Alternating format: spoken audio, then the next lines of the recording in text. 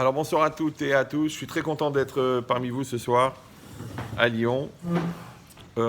Merci pour les organisateurs de cette soirée, bravo pour vous-même qui avez sacrifié une soirée télé, c'est pas évident.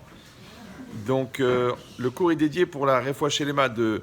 Donc il faut répondre Amen. Pour Zaza Sarah Bat Mesaouda, pour Hana Bat Saïda. Là j'avais... Simi Simi Simcha Bat Hana, Romi Chaya Bat Hana, Chaya Moussaya Bat Myriam, Yaakov Met Simcha, Dina Bat Saada, et je me permets de rajouter une maman qui vient d'accoucher et qui est dans le coma, elle a eu des jumelles, elle s'appelle Ruth Chaya Ninette Bat Esther. Qu'Hachem lui envoie une refoua shelema parmi tous les malades d'Israël. Alors, vous savez qu'on va lire Parashat Toldot. Cette paracha, elle est très très riche. J'ai relu le cours dans le train. La vérité, j'ai pensé ne pas le faire parce qu'il est très très condensé. Je ne sais pas quelle patience vous aurez d'écouter jusqu'à la fin. Mais on va essayer de faire ça de manière sympathique comme d'habitude. Mais vous allez voir, il y a beaucoup de chidushim. Donc au début de la paracha, la Torah nous raconte comment est-ce que Yaakov et Esav, ils naissent en même temps. Ils sont des jumeaux. Ouais, Vaïtrotsetsu à Banim, c'est marqué dans le ventre de leur mère. Ils étaient en train de bouger, les deux enfants. Il dit, ce sont les deux enfants. C'est qui censé? C'est Yaakov et Esav. Maintenant, il s'agit d'une seule grossesse, et donc une seule racine. Et les deux, ils sont nés dans une famille de tzadikim. D'accord? Leurs deux parents, c'est des tzadikim. Et les deux, ils sont les extrêmes du bien et du mal. Parce que Yaakov, c'est le visage de Yaakov, il est gravé sur le trône céleste. La Gemara, elle dit que Yaakov, c'est Shufra de Adam. Ça veut dire qu'en fait, Yaakov, c'est la réincarnation de Adam Arishon.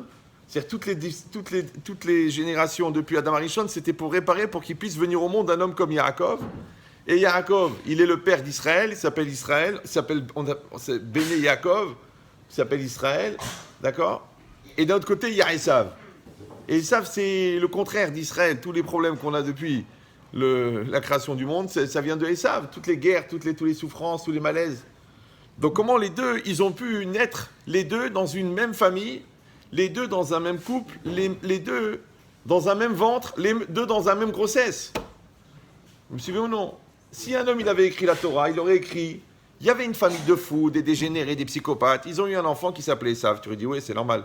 Et il y avait une famille de tzadikim, des lumières, ils ont eu un enfant qui s'appelait Yaakov. Wow, c'est extraordinaire. Non, la Torah dit non, les deux, ils sont nés dans la même famille, d'un même couple. Tu pourrais dire, bon, alors peut-être au début, quand le couple n'était pas très construit, alors ils ont eu un enfant du Satan, donc c'était Esav. Mais après, ils ont mûri, ils sont appris à s'aimer, ils ont amené la Shekhinah à la maison, ils ont eu Yaakov. Non, la même grossesse. Maintenant, la Gemara, elle dit que ce n'était pas des vrais jumeaux, parce que là, ça aurait été encore plus compliqué. Mais même des faux jumeaux, d'accord, ils sont venus en même temps. Et un, il va être, encore une fois, le symbole de la pureté, de la Kedusha, le but de l'homme. Ouais, quand on dit que le visage de Yaakov, il est gravé sur le trône céleste, ça veut dire que c'est le modèle de l'homme. C'est cet homme-là qu'Hachem, il veut. D'ailleurs, c'est à partir de lui, parce que c'est lui et ses 12 enfants qui vont créer le peuple d'Israël. Donc, il a fallu un Abraham, d'accord, avec un problème qui s'appelait Ishmaël. Il a fallu un Yitzhak avec un problème qui s'appelait Esav pour arriver à Yaakov qui va avoir Mitato Shlema, 12 enfants, et à partir de lui, les 70 qui descendent en Égypte, et à partir des 70, les 3 millions qui vont sortir d'Égypte. Donc tu vois, tout ce calcul-là pour arriver là. Il dit maintenant, ça c'est Yaakov et ça c'est Esav. Et la Torah, elle raconte que les deux, ils ne sont pas du tout les mêmes. Yaakov, Ishtam, Yoshev, Ohalim. Yaakov, c'est un homme intègre, assis dans la tente. C'est-à-dire qui étudie la Torah jour et nuit. Esav, Ish Sadeh, un homme des champs. Yodé Hatsaïd, qui sait chasser. Donc tu vois deux caractères. Comme tu as un enfant qui est très intello et l'autre le football, la course, les cabanes dans la forêt. Tu te dis, mais bon, pourtant ils viennent de la même mère et du même père. Et c'est très compliqué, parce que vous savez, quand on parle d'un rachat et d'un tzaddik, nous, on veut faciliter les choses, d'accord? On veut noircir, on veut blanchir, on veut faire des... Mais en vérité, c'est compliqué. Parce qu'en vérité, un tzaddik, c'est un rachat qui sait maîtriser. Parce que même le tzaddik, il a l'Yetzerara. Ouais. Et encore plus grand, parce que Kol Agadol Michaviro Yitzro Godel Imeno. Donc il a un très grand Yetzerara, mais il maîtrise. Donc en vérité, le tzaddik, c'est un rachat, mais qui sait maîtriser. Le rachat, c'est un tzaddik. Mais il a mal tourné. Vous me suivez ou non? Tu prends tous les gens du monde. Tu dis cela, sans Yetzirara. Mais quelle midot, quelle gentillesse, quelle douceur. Ah, mais avec les misvot, le fou. Le fou. Oui, pour fêter Kippour, il fait un repas. C'est des gens spéciaux. D'accord? Comme dans les couples. Tu dis, mais c'est pas possible, sans Yetzirara, c'est les meilleurs amis du monde, c'est les meilleures personnes. Lui, il est sociable avec 1 milliard de personnes. Elle est sociable avec tout le monde. Et les deux, ils se parlent pas. C'est là que tu vois la force du Satan qui est complètement irrationnelle. Ça n'a pas de logique. Donc ici, c'est pareil. Maintenant, on est en train d'installer les bases de ce qui va être la confrontation jusqu'à la fin des temps. Jusqu'à aujourd'hui, ça continue ce conflit entre Esav et Yaakov. Et pour poser ces bases-là, on met 2 personnalités qui n'ont rien à voir.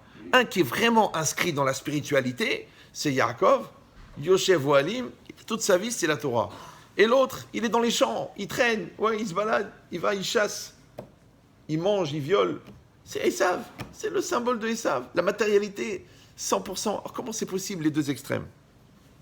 Après, le comportement des parents, c'est marqué, Vayehav Yitzhak est Esav qui est Tzaïd Befiv, que Yitzhak, il aimait Esav. Pourquoi? Parce qu'il avait le goût du gibier dans la bouche.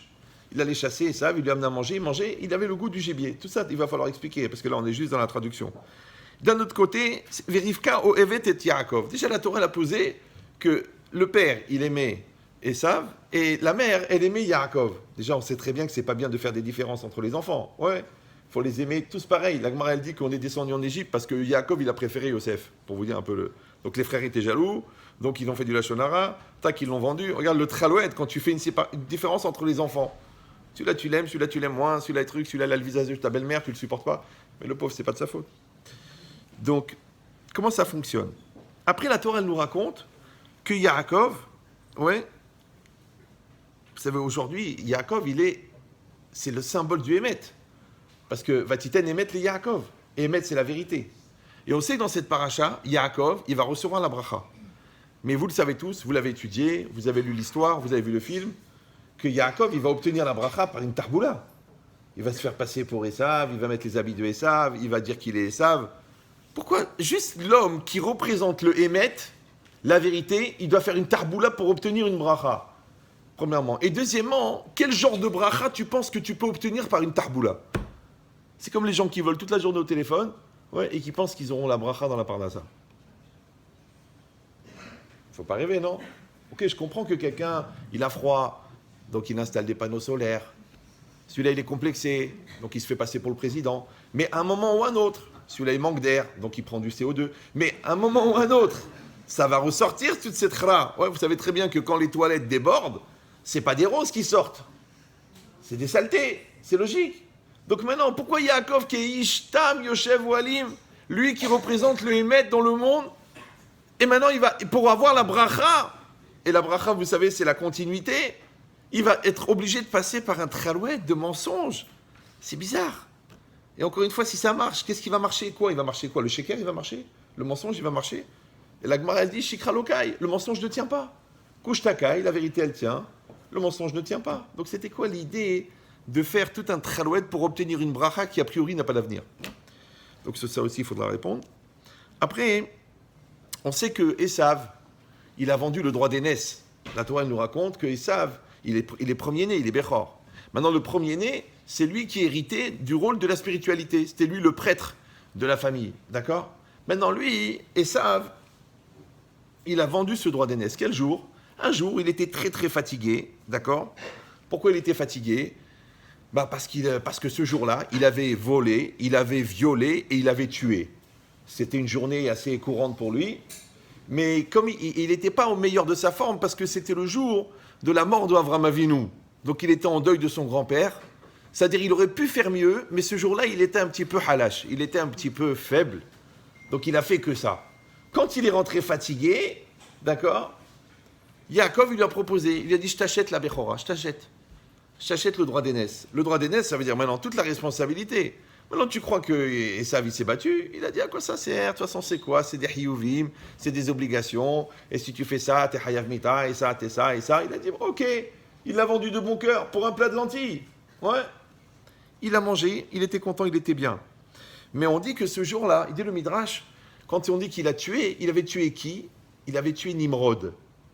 Et Nimrod, ouais, pour ceux qui ont suivi un petit peu l'histoire, il avait tué Caïn. Et quand Nimrod il avait tué Caïn, il lui avait pris les habits. Et les habits qu'il avait Caïn, ils venaient du Gan Eden. Comme ça, il dit le Midrash. Donc maintenant, c'est Esav qui a récupéré les habits de Nimrod qui venaient de Caïn, qui venaient du Gan Eden. Ça va? Maintenant, ces habits-là, on en aura besoin pour la suite. Ils avaient une caractéristique un peu spéciale, c'est que celui qui les portait, il devenait invisible. Et c'est normal, pourquoi? Parce que le Gan Eden, il est invisible dans ce monde-ci. Donc tout ce qui vient du Gan Eden est invisible. Donc la personne qui porte l'habit du Gan Eden, elle devient invisible. Maintenant, lui, c'était intéressant pour lui parce que quand il allait chasser, il était invisible. Maintenant, ces habits, ils avaient une caractéristique, et ça aussi, il faudra vous en rappeler pour la suite, c'est que quand ils étaient portés par un rachat, ils ne sentaient rien. C'était des habits. Mais quand ils étaient portés par un tzaddik, ils sentaient l'odeur du Gan Eden. Ça va? Ok, très bien. Mais lui, Esav, il s'en sert pour chasser. D'accord? Comme la Gemara, elle dit à Maharetz, c'est celui qui porte l'habit du Talmid Chacham. D'accord? Mais il est ignorant, mais il met l'habit du Talmid Chacham. Il met le frac, il met le chapeau, il met le truc, ouais. Mais c'est pour chasser, en vérité, il vient pour gratter. Ouais, mais parce qu'il n'est pas là pour utiliser. Et d'ailleurs, ça le rend pas invisible du tout, lui, celui-là. Ouais, au contraire, il est voyant. Après, il y a un Zohar. Bon, maintenant, on est obligé de prendre beaucoup d'éléments. Après, vous allez voir la mosaïque entière, Bezrat Hashem, c'est extraordinaire. Le Zohar, il dit, allô, Yitzhak Avinu Ayanavi. On sait qu'Yitzhak Avinu, il était prophète. Veshrina Imo, la présence divine est avec lui, Tamid, perpétuellement. Echlo Irgish Berish'ato chez Esav. Comment ça se fait qu'il ne s'est pas rendu compte que Esav était un rachat? C'est bizarre. Tout le monde savait. C'est-à-dire, Esav, c'était Mesrine. Ouais. C'était le voyou. C'était le tueur, le violeur. Et tout le monde s'est rendu compte, sauf lui. C'est bizarre. Et lui, il est prophète, il ne l'a pas vu. Comment c'est possible? Après, c'est marqué que... Pourquoi? Parce que Yitzhak, il était aveugle. Maintenant, de quoi il est devenu aveugle? Alors, il y a plusieurs versions dans Rashi. Il y en a qui disent qu'au moment de la Hakeda, quand, en fait, Avram, il a quand même réussi à l'égorger et il est mort. Mais pour le ramener à la vie, il a vu des malachim qui l'ont soigné. Et quand il a vu les malachim, ça l'a rendu aveugle. D'accord? Deuxième lecture, il dit Rashi, ce sont les encens que les femmes de Esav, elles faisaient à la Vodazara. Et ça l'a brûlé. D'accord? Maintenant, il y a aussi une dimension psychologique. Vous savez, quand quelqu'un ne voit pas, il y a la vision physique, tu vois ou tu ne vois pas. Il y a la vision psychologique, ce que tu veux voir, ce que tu ne veux pas voir. Vous me suivez ou non? C'est pour ça qu'il faut faire très très attention quand vous formulez une prière. Une fois que quelqu'un il a prié Hachem, il a dit Hachem, ma belle-mère, je ne veux plus la voir. Je ne veux plus la voir. Hachem l'a écouté, le lendemain, il était aveugle. Tu vois, ça fonctionne.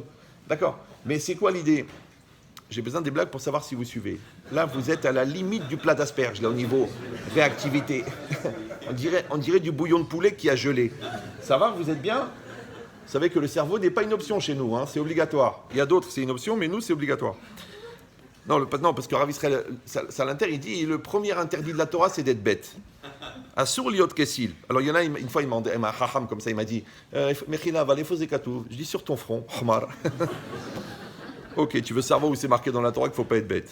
C'est incroyable, c'est pas grave. Donc maintenant, deuxième question, puisque Esav, il est rachat, ouais, avec tous les gens qui font du Lachon Hara, notre peuple, il est connu pour ça, ouais, la langue du caméléon, d'accord? Pourquoi il n'y en a pas un qui a été voir Yitzhak pour lui dire, écoute, la vérité, ton fils, il est fou. Regarde, il a tué ma sœur, il a violé mon frère, ça y est, ça suffit. Personne ne lui a rien dit. Ça veut dire quoi? Ça veut dire qu'il ne devait pas savoir. Et c'était nécessaire qu'il ne sache pas.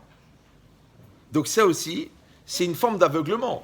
Parce que l'aveuglement de ce que tu ne veux pas, de ce que tu ne vois pas, ou l'aveuglement de ce que tu ne veux pas voir.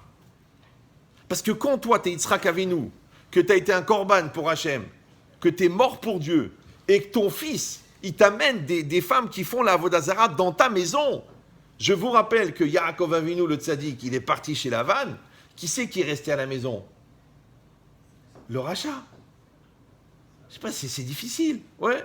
C'est comme si toi, t'es Raphaël Kanievski et tu as un fils qui est complètement à côté de la plaque, mais il reste à la maison. Tous les enfants de Sadikim, ils créent leur yeshivot, ils créent leur mosdot. Et le rachat, le mangeur de cochon, tout ça, qui fait cuire du homard l'après-midi de Shabbat, il est chez toi à la maison tous les jours. Il te regarde, il te parle. Ça donne envie de devenir aveugle pour pas voir ça. Parce que les gens ils disent, mais je ne veux plus voir ça, je ne veux plus le voir. Il y a une forme d'aveuglement aussi psychologique avant l'aveuglement physique. Maintenant, on a dit quoi?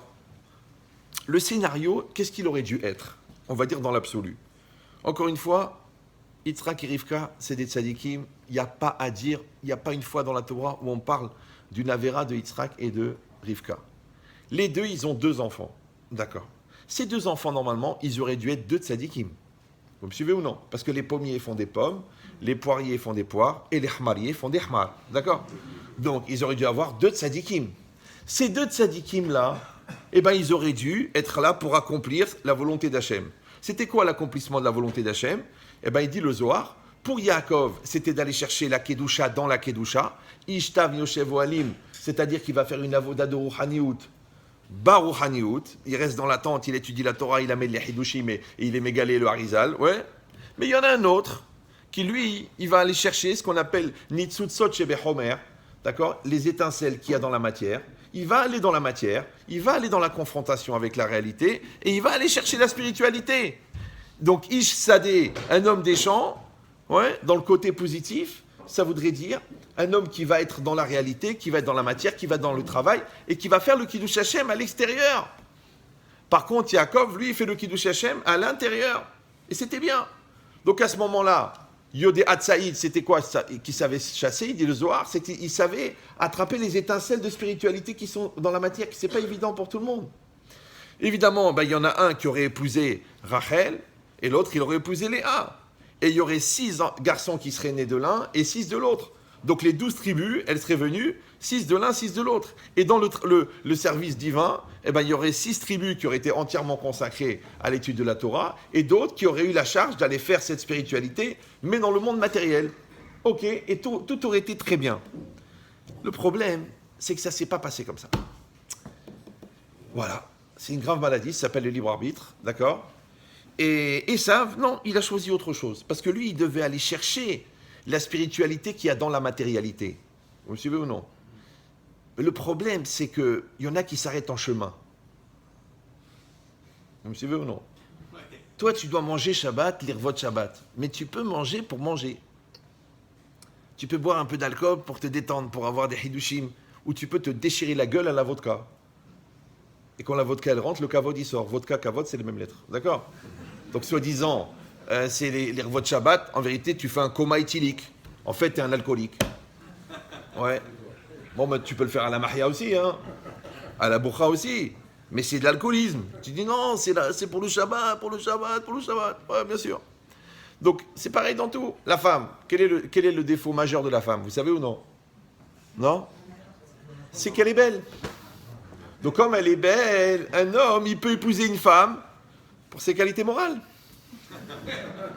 Maintenant, elle doit te plaire, ta femme. Mais si tu tombes dans le piège du corps, ouais, tu vas oublier que c'est une personne.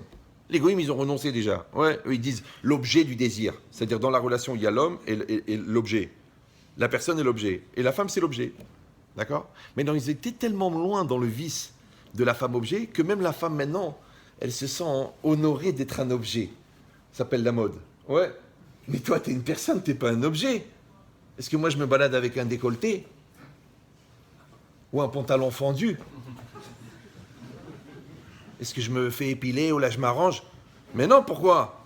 Parce que ce que j'ai à dire est plus important que ce que j'ai à montrer. Donc quand toi tu veux tout montrer, c'est que tu n'as rien à dire. Ça va, vous me suivez? Voilà. C'est pour ça que la sniout, d'après le Maharal de Prague, c'est de donner la priorité à l'intériorité. Ça va? Donc c'est pareil. Donc la femme, elle a le droit d'être une personne. Tu dis, sois belle et tais-toi. Non, c'est une personne. Maintenant, quand toi, tu la regardes comme un objet, c'est parce qu'elle doit te plaire, c'est normal. Elle te sauve de la vera. Mais j'espère qu'avec le temps, tu vas apprendre à l'aimer en tant que personne, au-delà du fait qu'elle a un corps magnifique. J'espère pour toi. Sinon, tu vas tomber dans ce qu'ils appellent la routine. Parce qu'en vérité, c'est vrai que de manger la même pizza pendant 40 ans, même si tu dis, bon, on change un peu la sauce, on rajoute des champignons, on essaye de trouver des solutions. Si tu connais pas le secret, tu demandes à Victoria. Chacun, il essaye. Mais en vérité, le vrai problème, c'est qu'il est en train de parler à une pizza. Mais la Gemara, elle dit non. La Gemara, elle dit, chaque mois, quand la femme, elle revient du mikvé, elle est comme la kala qui sort de la choupa. Maintenant, la kala qui sort de la choupa, tu dis, ouais, c'est tout nouveau, tout neuf, tout beau, c'est magnifique. Oui. Mais après 21 ans de mariage, tu dis, bon, c'est ce soir le mikvé. Qu'est-ce que tu veux qu'on fasse? Il y a pire comme punition. L'oraleno. Alors je te dis, si tu t'es servi de la période de la Nida pour découvrir ta nouvelle femme, parce qu'elle a évolué pendant ce temps-là, alors le soir du mikvé, c'est une nouvelle femme qui vient. Mais si toi, tu ne parles pas avec elle, donc tu vas rencontrer quoi? Un corps. Le corps, c'est le même que l'année dernière, et encore, tout le monde sait que le phénomène des baisses des valeurs boursières n'est pas que financier. D'accord? Donc vous comprenez cette logique-là, que c'est très très dangereux d'être amoureux du corps de la femme, parce qu'elle va vieillir. Et quand elle vieillit, tu sais ce que tu fais, toi? Tu regardes ailleurs. Et qu'est-ce qu'ils disent, les goïms? L'amour s'arrête quand la comparaison commence. C'est pour ça que la Torah a dit, Lo tahmod eshet reacha, ne convoite pas la femme de ton voisin. Velo tatoru acharei levafrem. Baisse les yeux, enlève tes lunettes. Ah, j'arrive pas, c'est juste pour apprécier la beauté. C'est que le début. Il faut avoir cette force-là de dire, ma femme, c'est une femme, et toutes les autres femmes, c'est des troncs d'arbres. Et essaye de t'y frotter quand t'es tout nu. Tu vas voir, ça fait très mal. Ouais. Tu dis, mais c'est quand même un petit peu exagéré. Ok, alors tu m'appelleras, tu me diras, Rav, j'ai fait une très très grosse bêtise. Alors, très grosse bêtise, c'est que t'as regardé ailleurs. Très très grosse, c'est que t'as trompé ta femme. Et très très très grosse, c'est que ta femme, elle est au courant. Voilà, j'ai compris déjà. Avant que tu ouvres après tu dis, remettre chez Trit, qu'est-ce qu'on peut faire? Vous pouvez lui parler, c'est un accident, c'était juste sexuel. Je dis, mais comment t'es rentré dans cette galère? Tiens, Ben Israël. Tu fais ton dafayomi.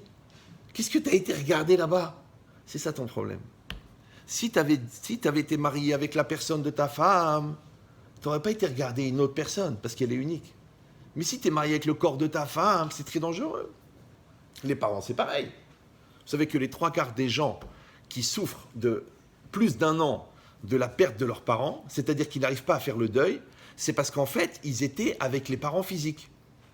Mais les parents physiques, ils ont été créés pour fabriquer les parents psychologiques. Maintenant, tu profites de tes parents physiques pour fabriquer les parents psychologiques, comme la jambe gauche, la jambe droite. Le jour où tu perds, entre-temps, tous les acquis que tu as reçus de ton père, tu les as en toi. Tous les acquis de ta mère, tu les as en toi. Mais si ton père, c'était une présence physique, ou pire, un porte-monnaie, ou là un compte en banque, ou là un garant, ou là un baby-sit le Shabbat, donc c'était une présence physique. Quand tu enlèves la présence physique, les gens, ils n'arrivent pas à faire le deuil. Pourquoi? Parce qu'ils sont tellement égoïstes qu'ils n'arrivent pas à dépasser la dimension physique. Mais si toi, tu as fabriqué un lien psychologique avec tes parents, même quand ils partent, ils sont encore là, puisque toi, tu étais déjà lié à leur neshama de leur vivant. Ça s'appelle Ish Sadeh Yodeat Saïd. D'accord? Il sait aller chercher l'intériorité des choses. Et un juif, c'est ça. Un juif, c'est quelqu'un qui va chercher l'intériorité des choses. Sinon, c'est un superficiel. Le superficiel s'occupe de la superficie.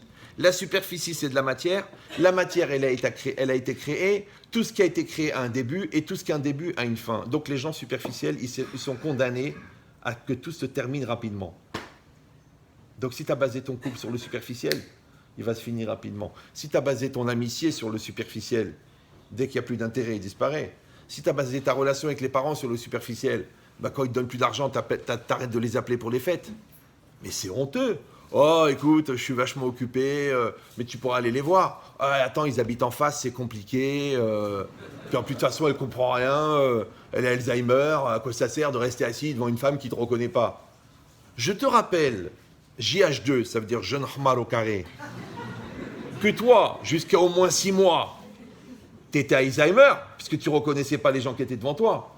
Alors, est-ce que pour ça, elle n'a pas été te voir? Elle ne t'a pas changé la couche? Elle ne t'a pas envenu la hnouna? Donc, tu vois, maintenant, c'est son tour de perdre la mémoire. Et toi, tu t'occupes parce que toi, tu as sa mémoire. Mais à l'époque où tu n'avais pas de mémoire, elle était ta mémoire à toi. La preuve, elle se rappelait toutes les 3 heures qu'il fallait que tu manges. Donc, il faut avoir un petit peu de reconnaissance. Un petit peu. Parce que les parents, ça fait partie des dettes qu'on ne pourra jamais rembourser. Mais au moins que tu aies les sentiments que tu es redevable. Et ça, c'est difficile parce que souvent, l'enfant est ingrat, même quand il est maigre. C'est un des paradoxes de la nature. Ouais. Mais dans cette logique-là, donc vous avez compris, ça aurait été super. Encore une fois, Yaakov et Esav, ils auraient eu un rôle dans la spiritualité. Chacun, il aurait épousé la femme qu'il fallait, parce qu'effectivement, Esav devait épouser Léa, pour ça qu'elle a pleuré, d'accord ? Et ils auraient eu 6 garçons chacun, et les Shvatim, ils seraient venus de là, et il y aurait tout leur âme Israël, il aurait démarré de... Donc on aurait dit Avram, Yitzhak, Yaakov et Esav, imagine. Ouais, comme on dit Yosef, Benjamin, on aurait dit Yaakov et Esav, imaginez. Mais encore une fois, ça ne s'est pas passé comme ça. Et qu'est-ce qui s'est passé ? Esav, il a mal tourné, il a été chercher la matérialité. Du coup, comme il a renoncé à sa Bechora, donc il a renoncé à la spiritualité, il a aussi renoncé à la femme qui était adaptée à cette spiritualité. Donc il ne pouvait plus avoir Léa. Les garçons qui devaient avoir avec elle, ils ne pouvaient plus les avoir, parce que sans la femme, ça va être compliqué. Vous me suivez, de faire les enfants avec une femme qui n'est pas la tienne. Même par Wi-Fi, ça ne marche pas. D'accord ? Après, automatiquement, il a aussi renoncé à la bracha. Parce que c'est quoi la bracha ? La bracha, c'est qu'on va t'octroyer les moyens dont tu as besoin pour accomplir ta mission. Mais quand tu as renoncé à la mission, pourquoi je vais te donner la bracha ? Donc en fait, Esav, il avait renoncé à tout ça. Mais d'un autre côté, étant donné que le projet, il reste le même, c'est seulement les acteurs du projet qui changent. Donc, il va falloir que Yaakov, il joue son rôle de Yaakov, mais il faut aussi qu'il joue son rôle de Esav. Alors, pour faciliter les embrouilles intellectuelles, on va l'appeler Yaakov, Yaakov et Yaakov, Esav. Yaakov, Yaakov, c'est la Kedusha dans la Kedusha, ouais. Et Yaakov, Esav, c'est la Kedusha dans la matière. Facile ? Ok. Et donc, Yaakov, maintenant, c'est normal, donc il va épouser les 2 femmes, les 2 sœurs, et ça, c'était très dur pour lui. Oui, puisque lui, tout le monde sait que Yaakov Avinu, il a accompli les 613 mitzvot. Comment il a pu épouser 2 sœurs ? Le Nefesh HaChaim, il explique qu'après le don de la Torah, on fait ce qui est permis, on ne fait pas ce qui est interdit. Mais avant, les Avot, eux, ils faisaient ce qui était bon pour Am Israël. Maintenant, Hachem, il lui a mis un onès, un cas de force majeure d'épouser. Mais Yaakov, il avait quand même la culpabilité d'avoir épousé 2 sœurs. C'est pour ça qu'il explique les Midrashim que quand après il va se battre avec l'ange de Esav, où est-ce qu'il va taper, l'ange de Esav ? À l'épaule ? Au pied ? La hanche. En vérité, la hanche, c'est une allusion à l'entrejambe. Ouais. Et quand Bilam, il a voulu faire fauter les bénis Israël, il a envoyé les filles de Midian. Et vous voyez que dans toutes les générations, la faiblesse d'Israël, elle se passe là. Ça s'appelle le mariage mixte. Elle ne se passe pas là. Elle ne se passe pas là. Elle se passe là. Ouais. C'est pour ça que quand vous prenez l'homme de Manpower, vous l'avez celui-là là, de Léonard de Vinci, le gars tout nu là, ouais, il est dans un cercle, vous avez remarqué ou non ? C'est très intéressant. Maintenant vous tracez la diagonale du cercle, vous tracez une deuxième diagonale, l'endroit où les 2 diagonales, elles se rejoignent, c'est ici. C'est là, c'est exactement là. Parce que c'est ça le centre de la personne. Pour ça que le Yerushalmi dit, celui qui me donne cet endroit-là, ce qu'on appelle le Brit Kodesh, ou à Evecheli, celui-là c'est un serviteur. Maintenant, l'autre, il a donné son cœur à Dieu. L'autre, il a donné sa tête à Dieu. Ouah, le Gaon. Mais cet endroit-là, il a du un peu de mal à maîtriser. Mais le monde, il tourne autour de là. Même les présidents des États-Unis, ils ont craqué pour des secrétaires. Bah, t'as pas compris encore. En plus, une fille de chez nous. Donc, c'est quoi l'idée ? Que c'est cet endroit-là qui va définir le tzaddik. C'est cet endroit-là qui va donner le niveau le plus haut de la personne. Donc, maintenant, qu'est-ce qui s'est passé ? Que Yaakov... On a compris maintenant, les rôles sont partagés. Encore un élément dont on a besoin. Il dit le Rahaim Akadosh, normalement, le tzaddik n'a pas besoin de la bracha de l'homme. Il est directement béni par Hachem. C'est quoi le phénomène de la bracha ? Quand vous demandez une bracha à un tzaddik, vous demandez la bracha à vos parents, ouais. Vous demandez la bracha à quelqu'un qui vous aime. Comment ça marche la bracha ? Tout le monde sait que la bracha, elle vient d'Hachem. Pourquoi ? Il est Mekor Aberacha, il est la source de la bracha. L'homme, le tzaddik, le parent, il va être le tsinor, il va être le tuyau. Maintenant, la bracha, elle va passer par la neshama. Donc, et la neshama, c'est un récepteur. Et Hachem, c'est l'émetteur, parce que c'est le émet, c'est l'émetteur.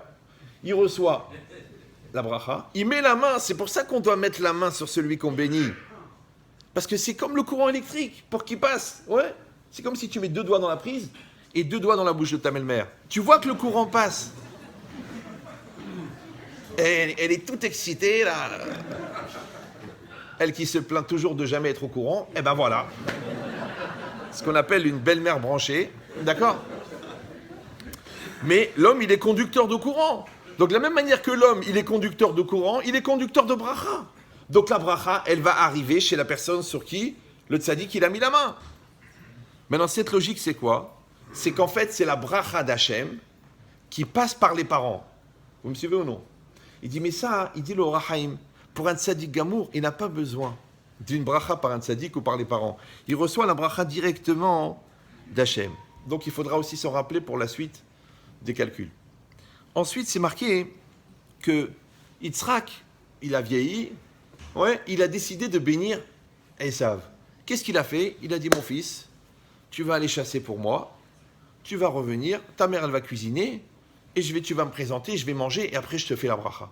Et c'est ce qui s'est passé. Esav, il est parti pour aller chasser. Maintenant, le Midrash, il raconte que à chaque fois qu'il attrape un animal, l'ange, il le détachait, il repartait. En plus, il voulait que ça soit cachère pour son père, donc il ne voulait pas le faire avec une flèche ou quoi, donc c'était compliqué. D'accord? Et ça prenait beaucoup de temps. Quand Rivka, elle a entendu que Yitzhak, il voulait bénir Esav, qu'est-ce qu'elle a fait? Elle a été voir Yaakov et dit, écoute, mon fils, là maintenant, c'est impossible ce qui se passe. Tu vas aller vite, tu vas aller prendre les habits de Esav, tu vas les porter, tu vas aller chercher deux petits agneaux, je vais les cuisiner comme il aime ton père, il va les manger, il va te faire la bracha et tu vas te faire passer pour Esav. Maintenant, Yaakov, il mourait de mentir, il mourait. Le Midrash, il dit qu'on le portait par les épaules, il était au bord de l'évanouissement tellement il ne voulait pas y aller. Ouais, parce que si vous allez dire, bah écoutez, la fin justifie les moyens, puis des fois on est obligé de mentir. Il y en a même qui en ont fait leur parnassa, d'accord? Mais non, celui qui a le droit de mentir, c'est seulement celui que ça le tue de mentir. Mais celui qui kiffe de mentir, ou celui qui légitimise le fait de mentir, c'est un menteur. Vous sentez la différence? D'accord. Donc maintenant, lui, Yitzhak, il veut bénir Esav. Tu te dis, mais pourquoi il veut bénir Esav? Ok, on n'a pas compris, il n'a pas compris qu'Esav était un rachat. Alors là-bas, il explique, le Rav Dessler, que Yitzhak, quelle est l'amida de Yitzhak? L'amida de Abraham, c'est Hesed. L'amida de Yaakov, c'est Emet. Mais l'amida de Yitzhak, c'est quoi? La rigueur, la gvoura. C'est quoi la gvoura? C'est la maîtrise. D'accord? Maintenant, lui, il a bien compris que Esav, qui est confronté au monde matériel, puisqu'il est Ish Sadeh Yodéat Saïd, donc, et dans la matérialité, il y a une grande dépendance, parce que c'est quand même plus difficile d'avoir des appétits bizarres quand tu es assis devant une Gemara, ouais, ou quand tu es à Tel Aviv devant la plage.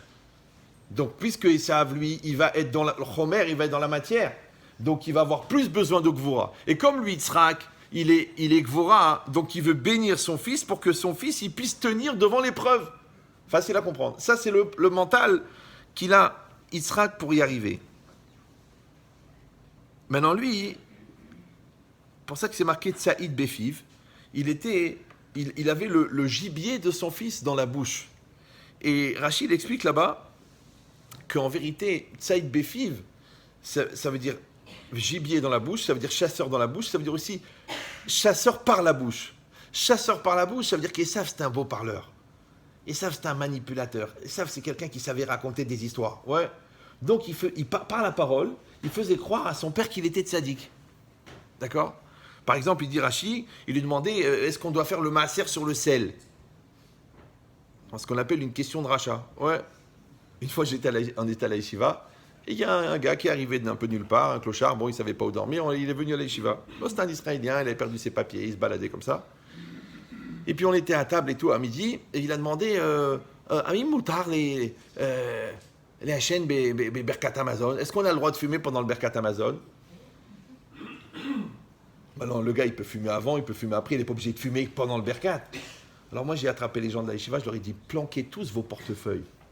Mais il dit pourquoi? Planquer les portefeuilles. Parce que pourquoi le gars, il veut passer pour un sadique? Genre la question, eh bien, effectivement, il a volé des cartes bleues. Et 3 jours après, les flics qui sont venus, voilà, on a attrapé ce monsieur qui est en train d'essayer de sortir de l'argent avec... Et c'était lui. Ils m'ont dit, mais tu es un spécialiste de l'événementiel? Un prophète? Non, c'est logique. Pourquoi le gars, il en rajoute? Tu veux fumer, fume. Tu dis, non, est-ce qu'on a le droit de fumer pendant le berkat? Donc, tu veux passer pour un sadique. Si tu veux passer pour un sadique, c'est que tu es un rachat. Qui c'est qui repeint une vieille voiture? Celui qui veut la faire passer pour une voiture neuve. C'est logique, non? Donc, exactement pareil. Et ça, il savait faire ça. Maintenant, regardez. Donc Esav, il savait tromper son père. Regardez qu'est-ce qu'il dit le Midrash Rabbah. Rabbi Hanina bar Papa, Amar, Kol aniflaot ve'amachashavot she'asita. Donc il s'adresse à Hachem, il dit, toi, toutes les prodiges et toutes les pensées, c'est-à-dire tout ce que tu as organisé, lo asita et la letovatenu, tu n'as fait que pour notre bien. Il dit, velama ka'u enenu enav shel Yitzhak. Et pourquoi les yeux de Yitzhak sont devenus aveugles? Pourquoi? Il dit, Kede sheyavo Yaakov veitol et abracha, afin que Yaakov y vienne et il prenne la bracha. Si Yitzhak il avait été voyant, il aurait tout de suite vu que c'était Yaakov. Donc il n'aurait pas donné la bracha. Donc pour que Yaakov il reçoive la bracha, il fallait qu'Yitzhak soit aveugle. Vous me suivez ou non? Maintenant, encore un élément, c'est que on sait que quelqu'un qui est triste, il perd la névoie. La névoie, elle vient par la simcha, d'accord, par la joie. Maintenant, quand quelqu'un est triste, il perd la Par exemple, ils disent comment ça se fait que Yaakov, pendant 22 ans, il n'avait pas su que son fils Yosef était encore vivant? Parce qu'il était triste. Et comme il était triste, parce qu'il a pris le deuil, il a perdu la névoie. Maintenant, une partie de la bracha, c'est une névoie. Parce que le Abrabanel, il explique qu'il y a deux lectures dans une bracha. Quand un papa ou un rav, un tzaddik, qui fait une bracha, soit c'est une hashpa'a, c'est-à-dire une influence, soit c'est une névoie, qu'à l'avance, il va dire ce qui va se passer. Maintenant, puisque la bracha, elle est basée sur la névoie, pour que Yitzhak, il fasse la bracha, il fallait qu'il soit un avis. Mais comme la névoie, elle part avec la tristesse, si Yitzhak avait su que Esav était un rachat, il aurait été triste. S'il avait été triste, il aurait perdu la névoie. S'il avait perdu la névoie, il n'aurait pas pu bénir Yaakov. D'accord? Maintenant, pourquoi est-ce que pourquoi Yitzhak n'a pas perdu la névoie? Parce qu'il n'était pas triste. Pourquoi il n'était pas triste? Parce qu'il ne savait pas qu'Esav était un rachat. Mais pourquoi Yitzhak ne savait pas que Esav était un rachat? Parce que Esav était Tsaïd Befiv, il savait l'embrouiller. Donc c'est grâce au fait que Esav était malin que Yaakov il a reçu la bracha.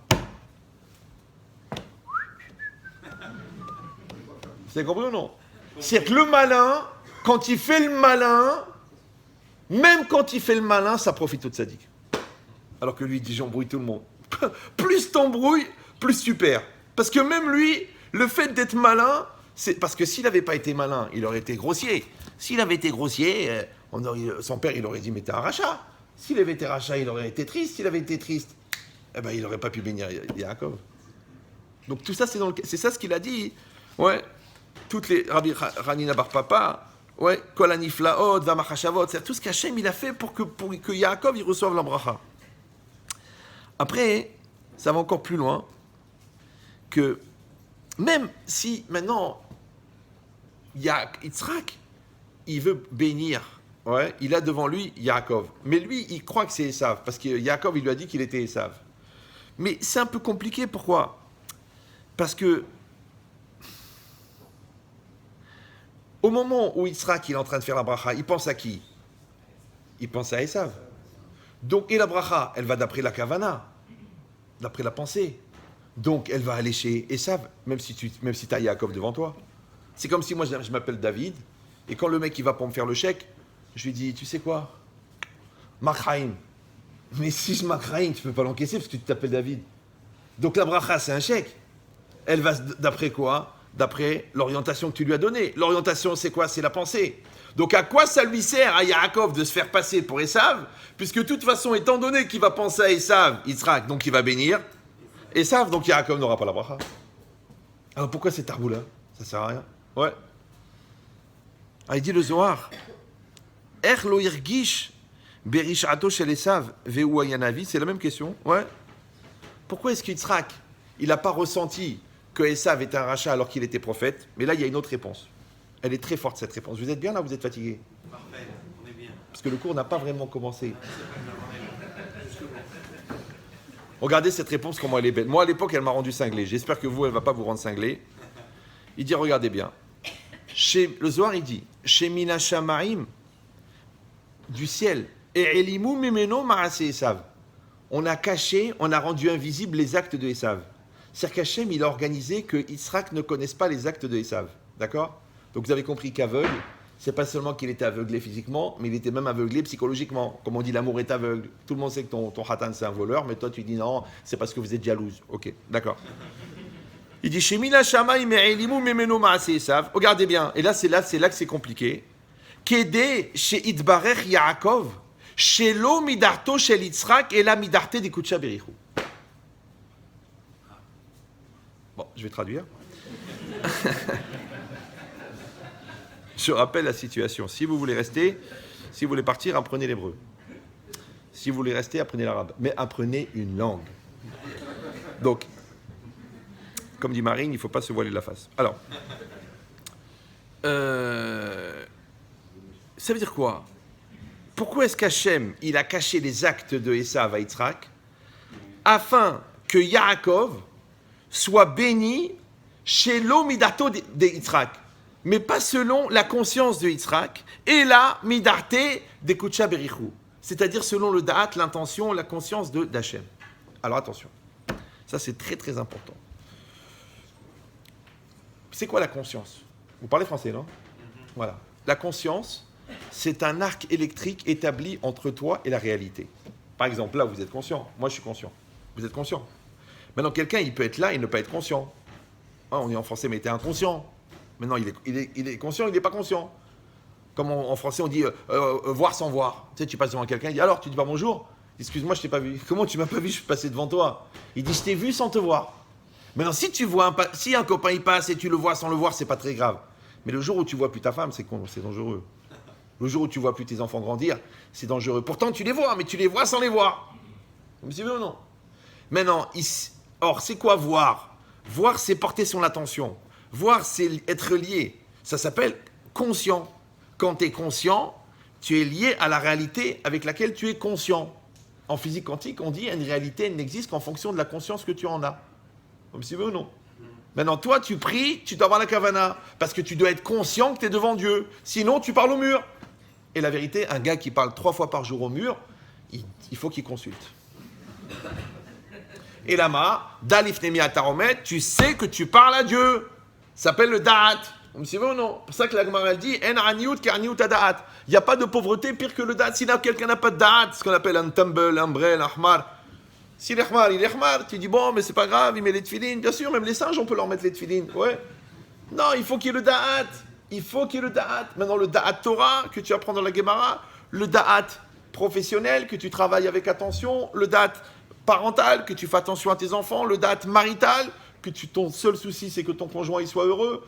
Toutes les formes de Da'at qu'on va développer, en vérité, ce sont les différentes facettes de liens que tu entretiens avec la réalité. C'est pour ça que c'est très très grave de perdre conscience, puisque c'est la définition de la Avera qu'on appelle Essiar. Combien il y a de juifs dans la salle? Essiar Da'at. C'est ça la faute, la Avera. C'est la perte de conscience. C'est pour ça que le plus grave dans la vie, c'est quand les gens ils te disent « Excusez-moi, Rabbi Chetrit, je comprends, mais je n'étais pas conscient de l'importance. » Ou alors ils te disent « Je m'excuse, mais je n'ai pas eu la présence d'esprit. » Aïe, aïe, aïe. Alors, JG, c'est une formule, ça veut dire jeune jbeb. À quoi ça me sert que ton corps il soit là, que ton chapeau il soit là, que ta barbe elle soit là, que ta guémara elle soit là, si ton esprit il n'est pas là? J'ai manqué, vous parlez français, oui? J'ai manqué de présence d'esprit. C'est-à-dire, j'étais là, mais mon esprit il n'était pas là. On dit j'ai perdu la tête. C'est un phénomène qui a démarré avec Louis XVI, d'accord? On dit j'avais la tête ailleurs. Mais où est ta tête? Mais où est ta tête? Mais t'es malade? Mais qu'est-ce qui t'a pris? Ah ben je sais pas, c'était le Yetzirara, Yetzirara, pendant 4 mois, les faux témoignages, les locations de chambres d'hôtel payées en liquide, sous un faux nom, organisées avec des faux contrats que, soi-disant, tu dois aller signer à Carpentras pendant que tu étais à Lille avec la secrétaire. Tout ça, c'était inconscient. Mais quand on est inconscient à un tel niveau de conscience, peut-être ça vaudrait la peine de devenir inconscient à plein temps, puisque c'est ça ta conscience. Ça s'appelle le coma médical volontaire. Ou la lourdeur, c'est comme tu veux. Ouais. C'est un des deux, d'accord? Donc quand on est dans cette logique-là, Ça veut dire quoi? Ça veut dire que Hachem, maintenant, il veut bénir Yaakov. Mais rappelez-vous que le tzaddik Gamour, il dit le Rahaim, il n'a pas besoin de passer par l'homme pour recevoir la bracha. Ouais, il va recevoir la bracha directement d'Hachem. Mais maintenant, le problème, c'est que Yaakov, il a deux facettes. Il est Yaakov, Esav. Maintenant, c'est vrai que Yaakov, il va être béni directement par Hachem. Mais Yaakov, Esav, il a besoin de la bracha qui passe par Yitzhak. Maintenant, comment il va faire Hachem? Puisqu'au moment où Yitzhak, il va vouloir bénir Yaakov, il va vouloir bénir Esav, devant lui, il y aura Yaakov. Maintenant, pour que Hachem, écoutez bien, il puisse utiliser le canal de la pensée de Yitzhak pour bénir Yaakov, il fallait que le canal de la pensée de Yitzhak, il soit occupé à bénir Esav. Je sais, vous n'avez pas l'habitude, mais c'est pas grave. C'est le cerveau, c'est comme une Lamborghini. Une Lamborghini, de temps en temps, il faut l'emmener pour la décrasser, il faut l'emmener sur l'autoroute. Tu peux pas rouler toujours les Dvartora à 2 balles, genre Altuji. Non, il faut que de temps en temps, tu prends un truc sérieux qui te fait un peu mal à la tête. C'est comme ça qu'on devient intelligent. Ouais. Donc c'est ce qui est marqué ici dans le Zohar. Il dit, pourquoi? Afin qu'il soit béni, Yaakov, chez l'homme d'Arte de Yitzhak. Parce que la bracha de Yitzhak, entre guillemets, elle aurait été réductrice pour Yaakov. Donc il fallait que pour ça que Yitzhak, il pense à Esav. Mais encore une fois, Raudon Kolo, cousin de Marco Polo, pour que Yitzhak, il veuille bénir Esav, il fallait qu'il pense que Esav était un tzaddik. Donc toute cette tarboula, pour libérer la tête de Yitzhak, pour qu'Hachem puisse se servir du cerveau de Yitzhak pour bénir Yaakov. Ça va toujours. Ok. Maintenant, si c'est ça, alors maintenant on arrive à quelque chose d'incroyable. On a compris que la partie maintenant, Yaakov, elle a été bénie directement par Hachem en passant par le cerveau de Yitzhak. Mais la partie Yaakov et Esav, elle a été aussi bénie, puisque puisque Yitzhak il pensait que c'était Esav. Donc il a quand même reçu la bracha en tant que Esav. Mais pas le Esav physique, puisqu'il n'était pas là, mais le Esav intellectuel, il était là, puisqu'il a pensé à Esav. Donc à quoi il servait cette bracha? Il dit, parce que même Esav, il va avoir besoin d'une bracha pour faire sa avoda. Mais pourquoi il fallait que cette bracha, elle vienne de manière inconsciente? Encore une fois, il s'est trompé, puisqu'il pensait que c'était Esav, mais ce n'était pas Esav. Donc il n'a pas béni le Esav qui est devant lui, puisque ce n'était pas Esav, c'était Yaakov. Il a béni le Esav qui est là-bas. Maintenant, pourquoi est-ce qu'il fallait que la bracha de Esav, elle est nécessaire, mais elle vienne de cette manière-là, tarboula, et pas directe? Il dit pourquoi? Parce qu'à partir du moment où Esav a choisi le rôle de Esav, le rôle de Esav, il est essentiel dans le Ham Israël. Très important. Pourquoi? Parce que le Zohar, il dit que Esav, c'est le chien de berger. Et quand les bénis Israël, les moutons, ils s'écartent du chemin, qui c'est qui vient pour les attaquer? C'est Esav.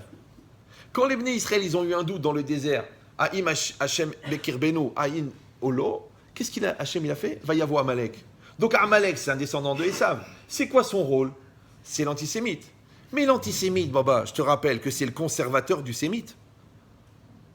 Ben oui, parce que s'il y avait les amitiés judéo-chrétiennes depuis la création, eh ben il n'y aurait pas eu de peuple juif, puisqu'on serait tous mariés ensemble. Le Zohar, il dit pire. Comment les bénis Israël, ils sont rentrés à 70 en Égypte, ils sont ressortis 3 millions. 70, c'est rien, 70. En 210 ans, ils sont sortis 3 millions. En vérité, ils étaient 15 millions. Mais il y a 12 millions qui ont préféré rester à Las Vegas. Mais les 3 millions qui sont sortis, d'accord? Comment ils sont passés de 70 à 12 millions, à 15 millions? Pourquoi? Parce que c'était impossible pour un Égyptien d'épouser un Juif ou une Juive. Donc du coup, les Juifs ont été obligés de se marier entre eux. Il dit le Zohar. Donc le peuple juif, il est né grâce à l'antisémitisme des Égyptiens.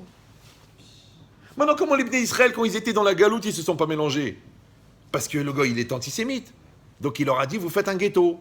Mais c'est dans le ghetto qu'ils sont préservés. Sinon, ils seraient mélangés à Rodon Kolo. D'ailleurs, quand est-ce qu'ils ont commencé les grands niveaux d'assimilation? À la Révolution française, quand on a donné le statut de citoyen. Du coup, le juif, il est sorti du ghetto. Après, il a été à la fac. À la fac, il a rencontré Christine et Mchif Halo. C'est fini. Ouais. Donc, en vérité, la haine de Esav, c'est le préservateur de Yaakov. Maintenant, pour jouer ce rôle de haine, il faut qu'il ait une bracha. Vous me suivez ou non? Il faut qu'il ait la bracha. Quelle bracha? La bracha qu'Yitzhak lui a fait. Maintenant, lui, il n'a pas béni Esav vivant devant lui, parce que s'il avait béni Esav vivant, étant donné que la bracha, elle vient d'Hachem et que la bracha, elle est éternelle, donc si le corps de Esav, il avait reçu la bracha, on était foutu. Parce que la bracha, elle aurait été jusqu'au bout. Et quand la bracha, elle va dans le bien, elle va jusqu'au bout, et dans le mal, elle va jusqu'au bout. Donc, si Hitler, il n'a pas réussi à détruire tout le monde, c'est parce que la bracha, elle n'était pas entière. Vous suivez ou non? Si Nebuchadnezzar, il n'a pas réussi, c'est parce qu'elle n'était pas entière. Si ils ont tué 6 millions, mais il y a 6 millions qui sont restés, c'est parce que la bracha n'est pas entière. Ça veut dire que chaque fois qu'il y a eu ce rôle-là qui a été joué, on le voit, tu regardes l'histoire, c'est comme ça. Les bénis Israël, ils sont bien. Comme ils sont bien dans la spiritualité, ils se développent. Comme ils se développent, ils s'installent. Comme ils s'installent, ils s'enrichissent. Quand ils s'enrichissent, ils se relâchent. Quand ils se relâchent, ils veulent prouver aux goy qu'ils sont plus goy que le goy. Le goy, il supporte pas ça. Il dit, comment ça? C'est moi le goy, toi c'est le juif. Ouais, tu dis, non, je suis plus goy que toi. Ouais, je vais être plus goy dans les affaires, plus goy dans le truc. Ah là là là, il supporte pas ça là. Toi, tu es dans la Torah et nous, on a la matière. Ouais, c'est Esav. La preuve, l'or, il revient à qui? À Esav. Quand toi, tu prends l'or de Esav, tu sais ce qu'il fait, Esav?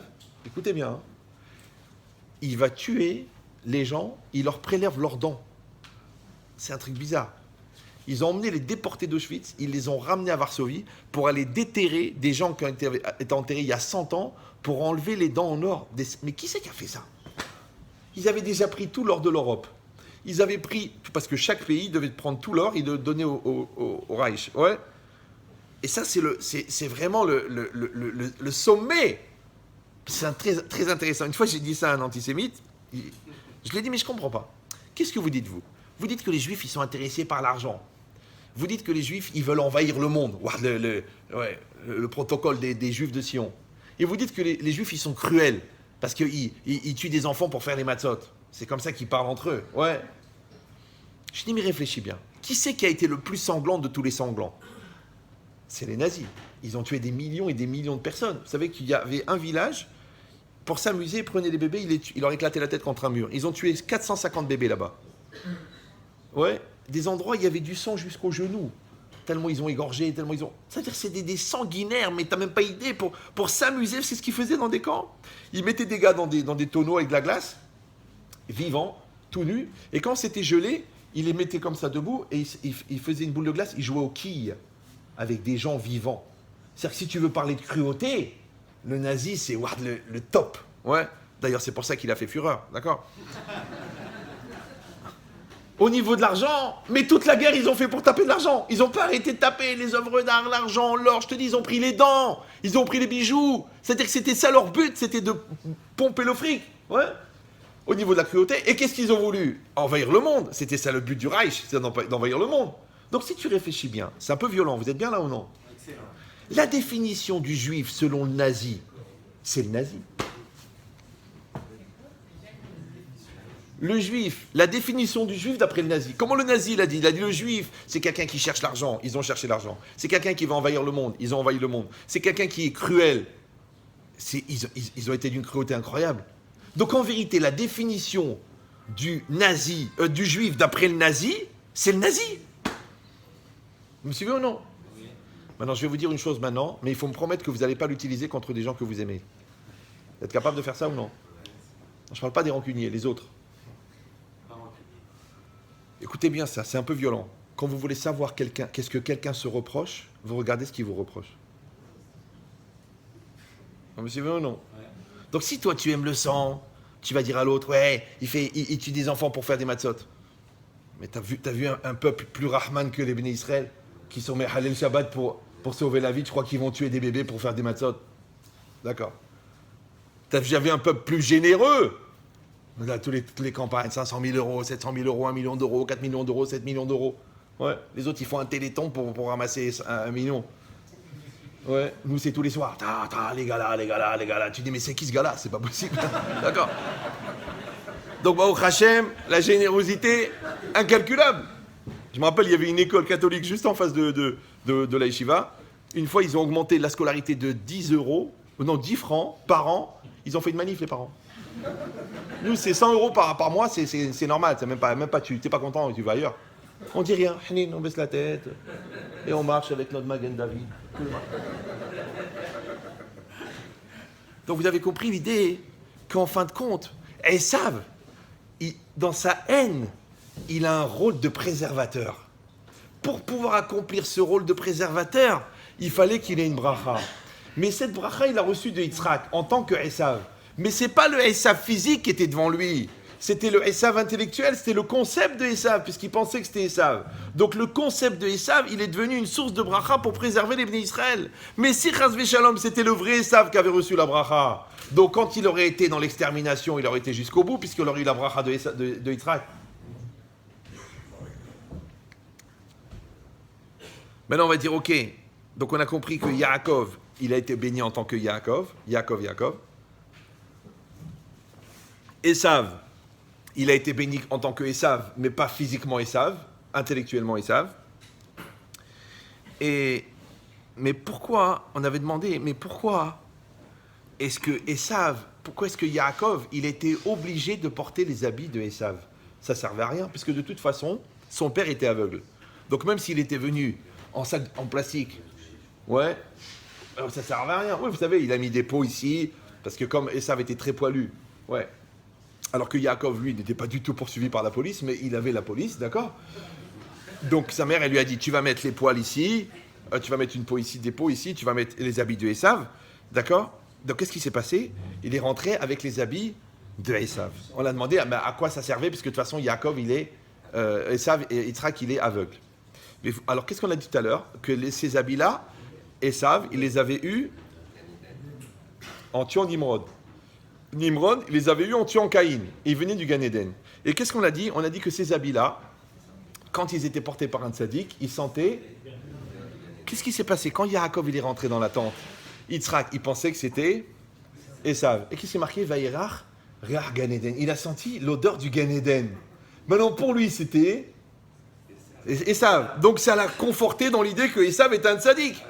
Donc, ça lui a décuplé sa joie. Parce qu'il a dit, ah, voyez, je savais que c'était un tzaddik. La preuve, voilà, ça sent le Gan Eden. Et comme il a augmenté la joie, et que la névoa, elle dépend de la joie, et que la bracha, elle dépend de la névoa, donc il a fait une bracha encore plus grande à Yaakov, qui croyait que c'était Esav. Super. Maintenant, c'est quand même marqué, Vayariach et Reach Begadav. Il a senti le parfum de ses habits. Ils disent, les Chachamim, une dracha bizarre. Ils disent, Altikre Begadav et la Bogdav. Ne dis pas Begadav, ses habits, et la Bogdav. Boged. Boged, c'est quoi? C'est les rebelles. Mais quel rapport? Ouais, c'est quoi l'odeur des rebelles? Alors, Hidouche, qui est incroyable, il dit en vérité, c'est quoi? On a dit Yaakov, lui, il est dans les Shiva, il est dans le Limoud, il est Rav Tzion Abba Shaul, il est la Torah. Mais Yaakov Esav, il est obligé d'aller dans la matière, il est allé dans le travail, il est obligé de se confronter à la cité, à la vie, ouais, aux clients, c'est compliqué. Et il doit aller chercher là-bas la Kedusha. C'est-à-dire que lui, il doit faire le Kiddush Hashem dans les pompes à chaleur, pas le Hilul Hashem, ouais. Il doit faire le Kiddush Hashem dans la médecine, trouver un prix Nobel de médecine. Il doit faire le Kiddush Hashem dans la politique. On dit, waouh, il n'a jamais pris un pot de vin. C'est ça le rôle du juif dans la cité, d'être un Kiddush Hashem. C'est pas pour faire de la politique ou de la... Ouais. Donc maintenant, le problème, c'est quoi? C'est qu'il va être confronté avec la matière.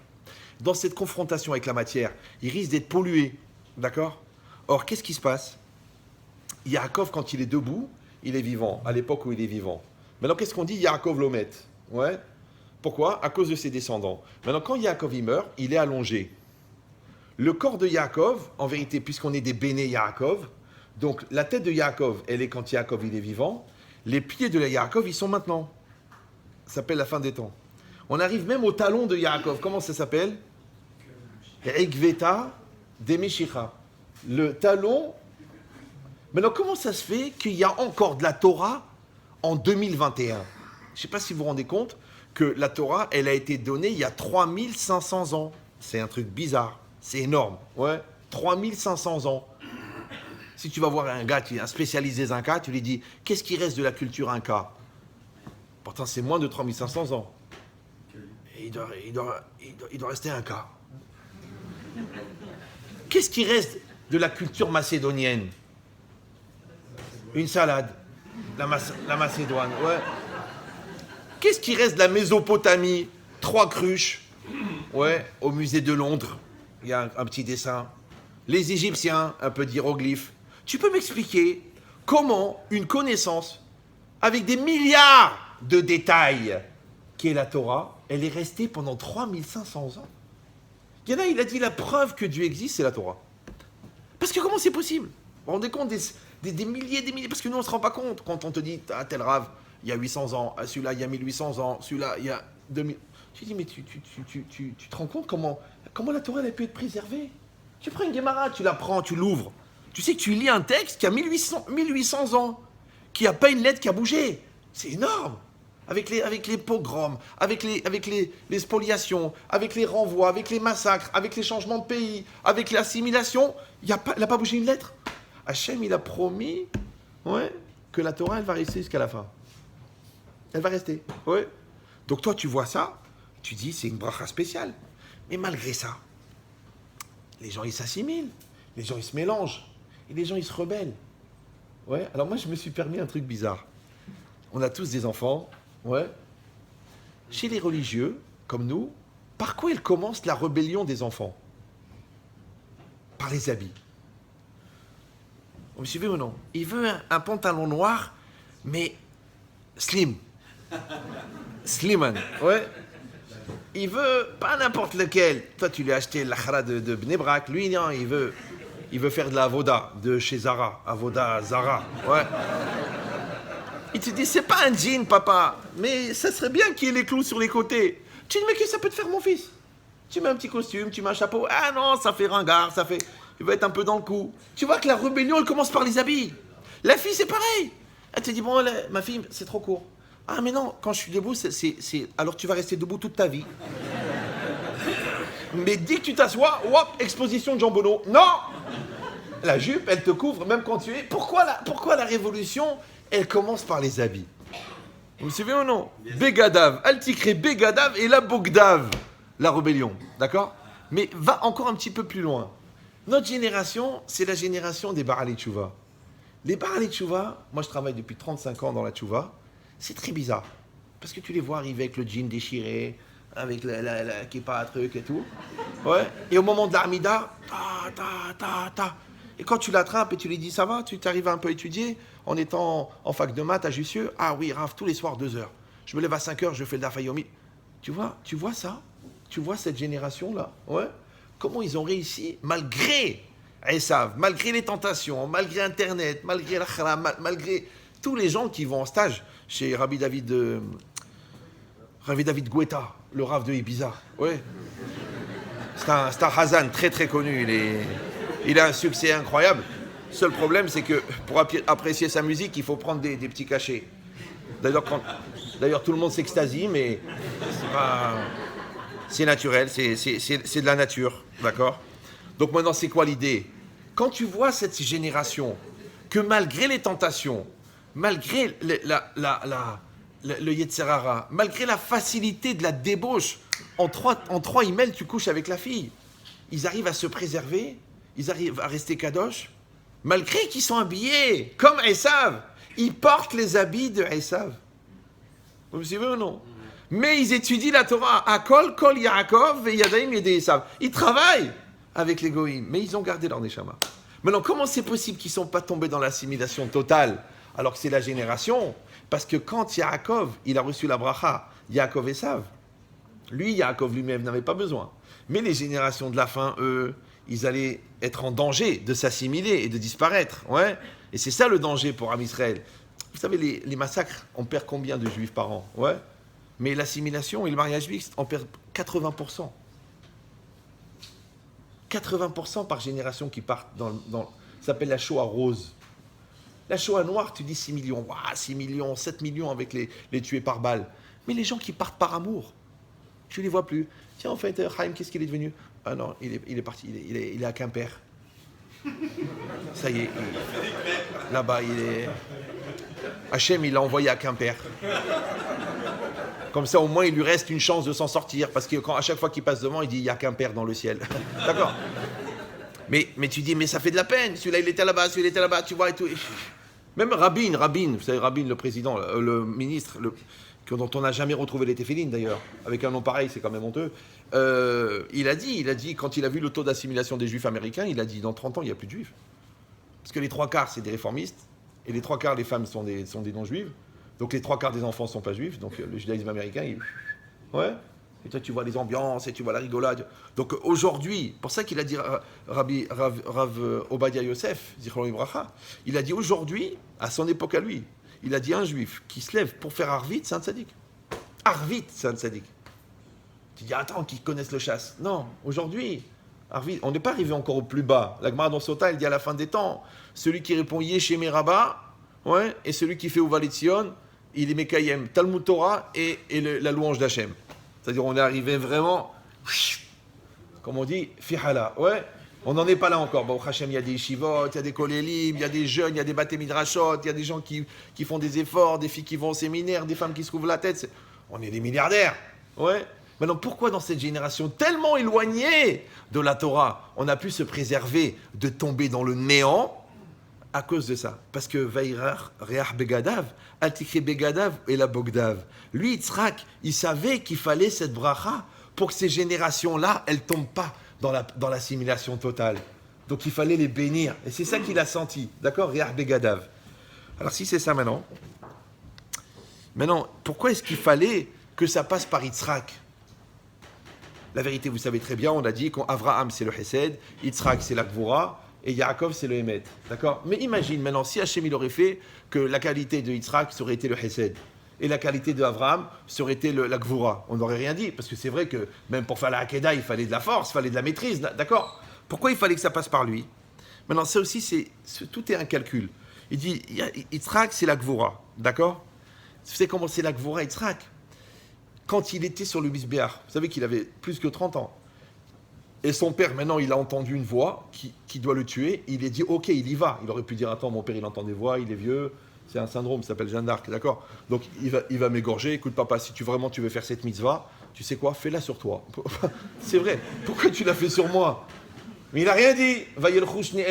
Ils ont été les deux ensemble en chantant. Avraham Yagel, Yitzhak et Hanan. Vous vous rendez compte le niveau de pouvoir danser devant les mitrailleuses des nazis et de pouvoir aller au massacre avec la joie que c'est un décret divin et tu l'acceptes à 100% parce que tu sais que tu es une capara pour les autres, ouais, pour le reste du Ham Israël.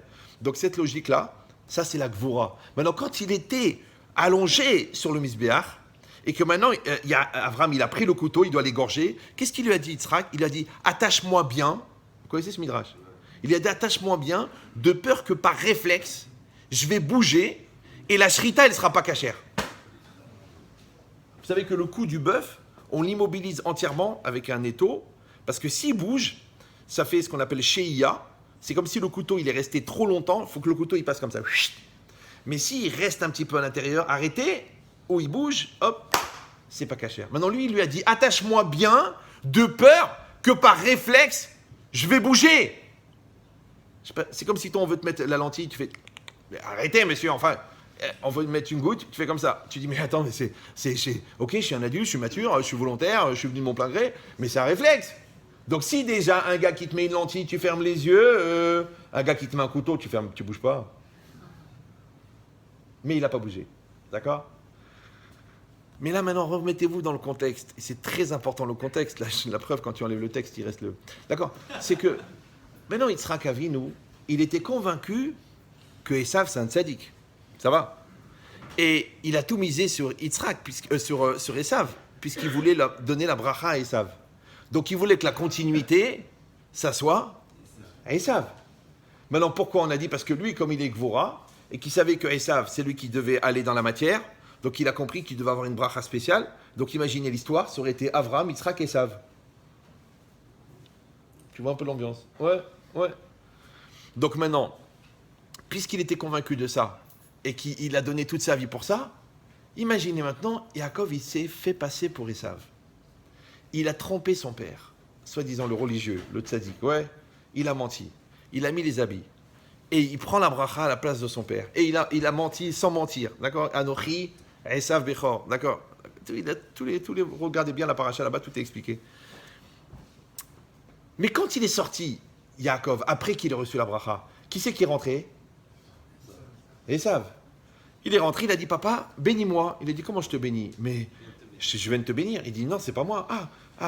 Ton frère, il a pris la bracha. À ce moment-là, écoutez bien, où Yitzhak, il s'est rendu compte que Yaakov l'avait trompé. Il s'est rendu compte que, soi-disant, le religieux, maintenant, il a menti. Il s'est rendu compte que lui-même s'était trompé, puisque si Mina Shamaim, la bracha, il a été chez Yaakov, c'est qu'en vérité, Yaakov, c'est le tzaddik. Donc, ça veut dire que les bruits qui couraient sur Esav, ils étaient vrais, que Esav était un rachat. Et donc, lui, ça fait 30 ans qu'il s'est planté de croire que Esav était un tzaddik. À ce moment-là, normalement, un gars normal, que vous le trompez, que vous le décevez, que vous le choquez, qu'est-ce qu'il fait? Il se met en colère. Il sort de ses gonds. Et il aurait dû normalement maudire Yaakov. Qu'est-ce qu'il a dit? Gam baruchiyeh. Non seulement qu'il n'a pas maudit, il a confirmé la bracha. Il dit Rav Dessler que ce switch qu'il a fait, qu'il aurait dû le maudire et il l'a béni, c'était un plus grand effort de Gvura que quand il a eu la Keda, quand on devait l'égorger. D'accord ou non? C'est comme si ton fils, maintenant, moi, une fois quelqu'un est venu chez moi, il m'a dit, est-ce que j'ai le droit de tuer mon fils? Moi, j'ai que des cas spéciaux. Je lui dis, ça dépend des enfants, mais des fois, c'est une mitzvah. Il m'a dit, est-ce que j'ai le droit de tuer? Pourquoi? Il m'a dit, monsieur Ben Chetrit, vous savez, quand on est arrivé de Tunisie, moi, j'étais pompiste. Ça fait 52 ans que je suis dans la rue, que je fais le pompiste. J'ai ramassé des centimes, j'étais toujours payé au black, j'ai jamais été déclaré, et j'ai ramassé 72 000 euros. Maintenant, mon fils, le dernier qui est né très tard, maintenant, j'arrive à l'âge de la retraite, j'ai des rhumatismes partout parce que j'ai passé ma vie dehors, l'hiver, l'été, j'ai de l'arthrose des mains, je suis déformé, je suis fatigué, tout ça, et j'avais 72 000 euros. Et mon fils, qu'est-ce qu'il a fait, le petit? Il les a pris, il les a joués aux cartes, il a tout perdu. En un soir, dans un club juif. Il me dit, est-ce que j'ai le droit de le tuer, Rav? Dites-moi oui. La vérité, j'étais tenté. Mais...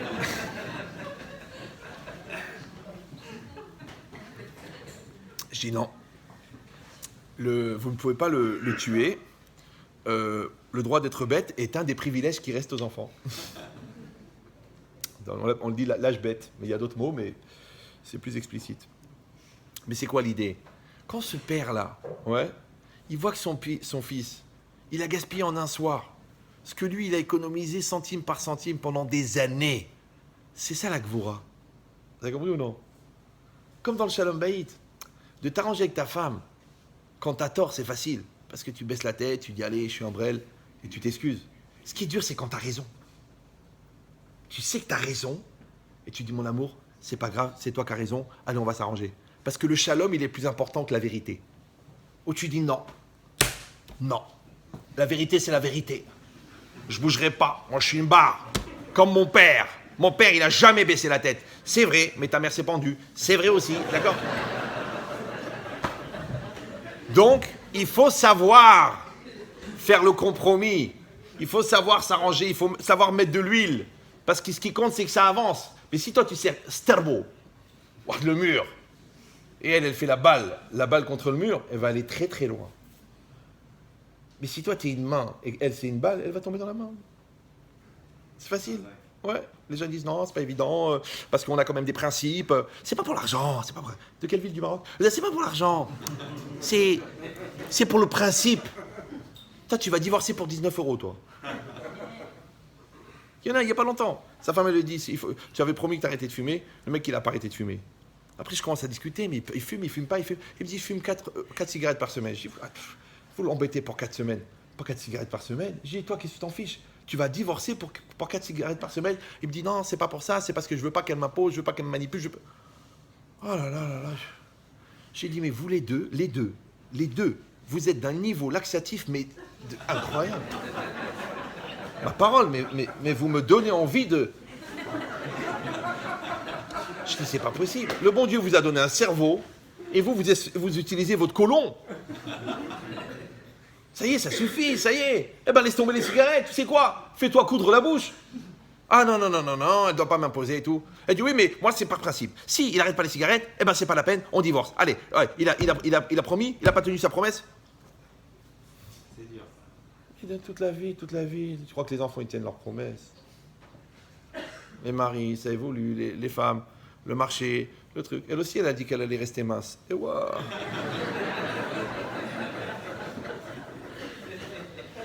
Maintenant, elle s'habille en Taboz. C'est une marque très connue, ouais. Taboza, c'est très joli, c'est très beau.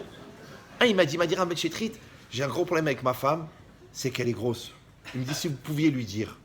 Je dis, mais pourquoi je suis puni, moi? Il m'a dit, vous l'appelez, vous avez l'habitude avec les femmes, vous lui dites qu'elle est grosse. Comme ça, elle va maigrir parce que moi, ça me pose des gros problèmes. Eh ben, la vérité, Hazve Shalom, Lor Aleno, Simsileno, je risque de faire des bêtises parce que ma femme est grosse. Je dis, écoutez, elle est grosse comment? Il m'a dit, très grosse. Je dis, mais ça veut dire quoi? Il m'a dit, les couloirs s'en souviennent. Je sais pas pourquoi vous rigolez, mais ça veut dire que quand elle passe dans un couloir, il y a la marque de la ceinture sur les murs. C'est vraiment Blainara, ça veut dire. En plus, elle s'appelle Bracha. Et c'est normal, tu l'as épousée à 60, maintenant elle fait 180. Elle a triplé la Bracha. Ouais. Je dis, écoute, mais comment tu sais que ta femme, elle est grosse? Il m'a dit, mais je le vois. Non, non, non, non, non. Toi aussi, t'as changé. Toi aussi, les cheveux, ils sont partis. Tu utilises quel shampoing? Mshifhalan. Ça veut dire, il y a Pétrolan et Mshifhalan. Moi aussi, je suis en train de préparer une piste d'atterrissage pour les moustiques. Ouais, c'est normal. Voilà. La grossesse, elle dure des années. J'arrive pas à coucher. Je me suis marié, je pesais 60 kilos. On m'appelait le rescapé d'Auschwitz. Ouais, et maintenant, qu'est-ce que je te dise? On grossit. Elle m'a pas dit, ah, Yahya, t'as grossi, il faut qu'on remette en cause la ketouva. C'est normal. C'est pareil, tu lui as fait 11, 12, 13, 14 enfants, et maintenant tu dis, ah, ton corps, il a changé. Eh ben, fallait me laisser tranquille, Gabriel. Ouais. Donc, c'est la logique, c'est la vie. Et c'est bien, Baruch Hashem, c'est bien. OK? Parce que l'autre, elle n'a pas maigri, elle n'est pas tombée enceinte, elle a fait très, très attention, elle s'est préservée de manière hâtive. Ouais. Et maintenant, ils sont seuls, les deux. Qu'est-ce qu'on fait? Eh bien, comme hier. Quoi? Rien. On prend un café et voir combien on peut prendre de café. D'accord? Donc c'est bien, les enfants, les petits-enfants, les arrière-petits-enfants. Tu dis, ah, c'est la folie, c'est la folie. Eh bien, il y a de la vie dans la maison, c'est bien. Comme ça t'évitera d'être gardien de musée. Donc maintenant, de toute façon, il n'y a plus rien, ils ont tout cassé. Mais si vous comprenez ça, maintenant, vous comprenez pourquoi est-ce que Yitzhak Avinu, c'est par lui qu'elle est passée la bracha. Parce que lui, il a la Gvora. Mais si ça avait été Avram Avinu qui avait eu la Gvora, et que Yitzhak, il avait eu le Chesed. Le Chesed, c'est quoi? C'est la bonté. La bonté, c'est la passion. La passion, c'est le crime passionnel. Vous savez ou non? C'est-à-dire qu'Avraham, dans sa grande passion, dans son grand amour, il aurait énormément été investi, mais il aurait été énormément déçu. Et cette déception, elle aurait fait qu'il aurait maudit Yaakov. Donc, pour pas que Yaakov soit maudit, il fallait que ça soit Yitzhak qui est l'amida de Gvura. Regarde le calcul qu'il a fait le bon Dieu, d'envoyer la bracha, la qualité de la Gvura, de la maîtrise chez Yitzhak, pour qu'ensuite il ne maudisse pas Yaakov. Après, il reste encore une question. C'est pourquoi est-ce que Rivka, elle a fait tout ça? Maintenant, ok, elle a entendu. Mina Shamaim, elle a entendu. Mais toute la journée, on écoute du Lashon Hara. Alors c'est Mina Shamaim. Peut-être c'est Mina Satanim, d'accord? Puis de quoi tu te mêles? Elle a entendu que maintenant, Yitzhak, il a dit à Esav, allez, va chasser, va, je vais te faire la bracha. Qu'est-ce qu'elle a fait? Elle a couru, elle a fait toutes ces tarboulas. Pourquoi? Elle croyait quoi? Que si elle ne va pas intervenir, la bracha, elle va aller chez Esav? Le bon Dieu, il va laisser faire? Hachem, il a Arbe Shlichim Lamakom. Hachem, il a beaucoup d'envoyés. Arbe Drachim. Il y a beaucoup de chemins. Hachem, il va arriver qu'à la fin, le Hémet, c'est le Hémet. Et c'est ce qui va arriver. Après, elle, il faut qu'elle aille convaincre Yaakov, qui est un homme de vérité, de passer par le mensonge, et que lui, il accepte de le faire, et qui porte les habits de Esav. Toutes ces tralouèdes-là, c'est bizarre. Quel était l'intérêt? Et en plus de ça, on l'a dit que de toute façon, Yitzhak, il était aveugle, donc de mettre les habits, tout ça. Mais vous avez compris maintenant pourquoi le calcul? À cause de l'odeur, à cause de tout ça. Il dit maintenant, et pourquoi est-ce qu'elle était obligée d'intervenir? Il dit le Ran, dans les Drashot Haran, Il dit, c'est sûr qu'Hachem, il va amener le bien. Parce que Kol David Rahamana le Tav, tout ce que fait Dieu, c'est pour le bien. Donc à la finale, c'est sûr que c'est Yaakov qui a reçu la bracha. Mais la question, elle est-ce que toi, tu vas participer ou non? C'est-à-dire que la Géoula, elle va venir. Mashiach, il va venir. Ouais. Mais est-ce que toi, tu auras participé? Est-ce que toi, tu vas être un spectateur? Tu vas dire, attends, il paraît que Mashiach est arrivé? Ouais, Mashiach est arrivé. Mais qu'est-ce que tu as fait pour qu'il vienne, toi? Toi, tu as fait Tchouva, tu as amélioré ton Shabbat, tu as fait attention à ta sniout, ouais, tu as étudié la Torah tous les jours. On t'a dit, non, Baruch Hashem, il y a plein de religieux. Moi, je suis à la plage, je suis détente à Tel Aviv. Tel Aviv. Pendant Shabbat, la musique à fond, la grillade. Et toi, tu attends Mashiach, mais Baba, tu vas prendre feu sur place. C'est combustible, ouais. C'est pas possible. Alors comment ça marche? La logique, c'est ça. Exactement ce qu'il a dit Hachem à Pharaon. Hachem, il a dit à Pharaon, moi, je vais faire sortir les Bnei Israël d'Égypte. Maintenant, toi, si tu veux, tu participes. Tu les accompagnes, tu les fais sortir, tu leur dis Kol HaKavod, merci pour ces 210 ans d'esclavage. Baruch Hashem, vous avez construit beaucoup de choses. Il a dit non. Ouais. Il a dit non, je ne les laisse pas sortir. Vaïch Abed et Lev Paro. Il a endurci son cœur. Alors Hachem, il a dit, t'as pas compris, ils vont sortir. Mais tu aurais pu être acteur de la délivrance. Maintenant, tu vas être spectateur de la délivrance. C'est pareil, Hachem, il te donne des enfants. Occupe-toi d'eux, éduque-les, étudie avec eux la Torah, prends-les par la main, emmène-les à la synagogue, montre-leur la beauté du Shabbat. Ah non, ça me saoule, j'ai pas la tête. Encore il n'y a pas longtemps, une femme, elle m'a appelé, elle m'a dit, Rabbi Jetrit, mais mon mari, il parle jamais à mes enfants, il les encourage pas, il les engueule, il leur crie dessus, il les envoie paître, il rentre chez eux, il se met devant la télé. Je lui ai dit, on t'a envoyé des enfants, ça veut dire que c'est une opportunité de devenir parent. Mais pour devenir parent, il ne faut pas s'en occuper une fois par an. Vous me suivez ou non? Donc quand toi, tu t'occupes de l'enfant, après quand tu le vois qu'il est devenu Tamid Chacham, ou qu'il est devenu ingénieur, ou qu'il est gentil avec sa femme, tu as une part là-dedans.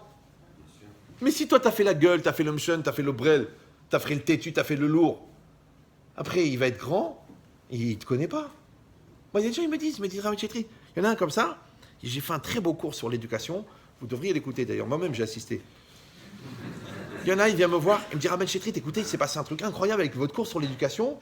Écoutez, je l'ai écouté, bon, j'ai vu que j'ai fait exactement le contraire, c'est-à-dire il était parfait, mais dans l'erreur. Le mec, il a fait l'erreur parfaite. Il m'a dit, tout ce que vous avez dit, j'ai fait l'inverse. Au lieu d'aider l'enfant à s'épanouir, je l'ai castré mentalement, je l'ai fracassé de trucs, je l'ai dégoûté de la religion, je l'ai cassé dans la famille, je l'ai séparé de ses frères, j'ai développé la haine entre eux. Tout ce que vous avez dit, j'ai fait le contraire. Tout le cours, l'inverse. Genre, comme le négatif et le positif. Genre, quand tu développes la photo, ouais, le négatif, il est toujours en noir et blanc. D'accord? Il me dit, alors, qu'est-ce que je dois faire? Je dis, tu dis à ton fils. Ah oui, non, il me dit, donc j'ai vu le cours. Quand j'ai vu ça, j'étais tellement choqué. Ça m'a fait un électrochoc. J'ai appelé mon fils. Je lui ai dit, écoute, mon fils, il a 19 ans. Bon, il est parti très tôt de la maison. Je ne sais pas ce qu'il supportait plus. Bon. Et je lui ai dit, écoute, mon fils, j'ai vu un cours d'un rabbin très sympathique. Et j'ai réfléchi et tout ça. Et maintenant, je veux qu'on reprenne le contact et qu'on échange ensemble et qu'on s'aime et qu'on se comprenne et qu'on évolue et tout ça. C'est ce qu'il m'a répondu, mon fils. C'est une histoire vraie, hein, je mens jamais en conférence. Il m'a dit, mais papa, j'ai mis 19 ans à m'habituer à ton absence et maintenant tu veux m'imposer ta présence. Je ne sais pas si vous comprenez de quoi je parle. Vous me suivez ou non?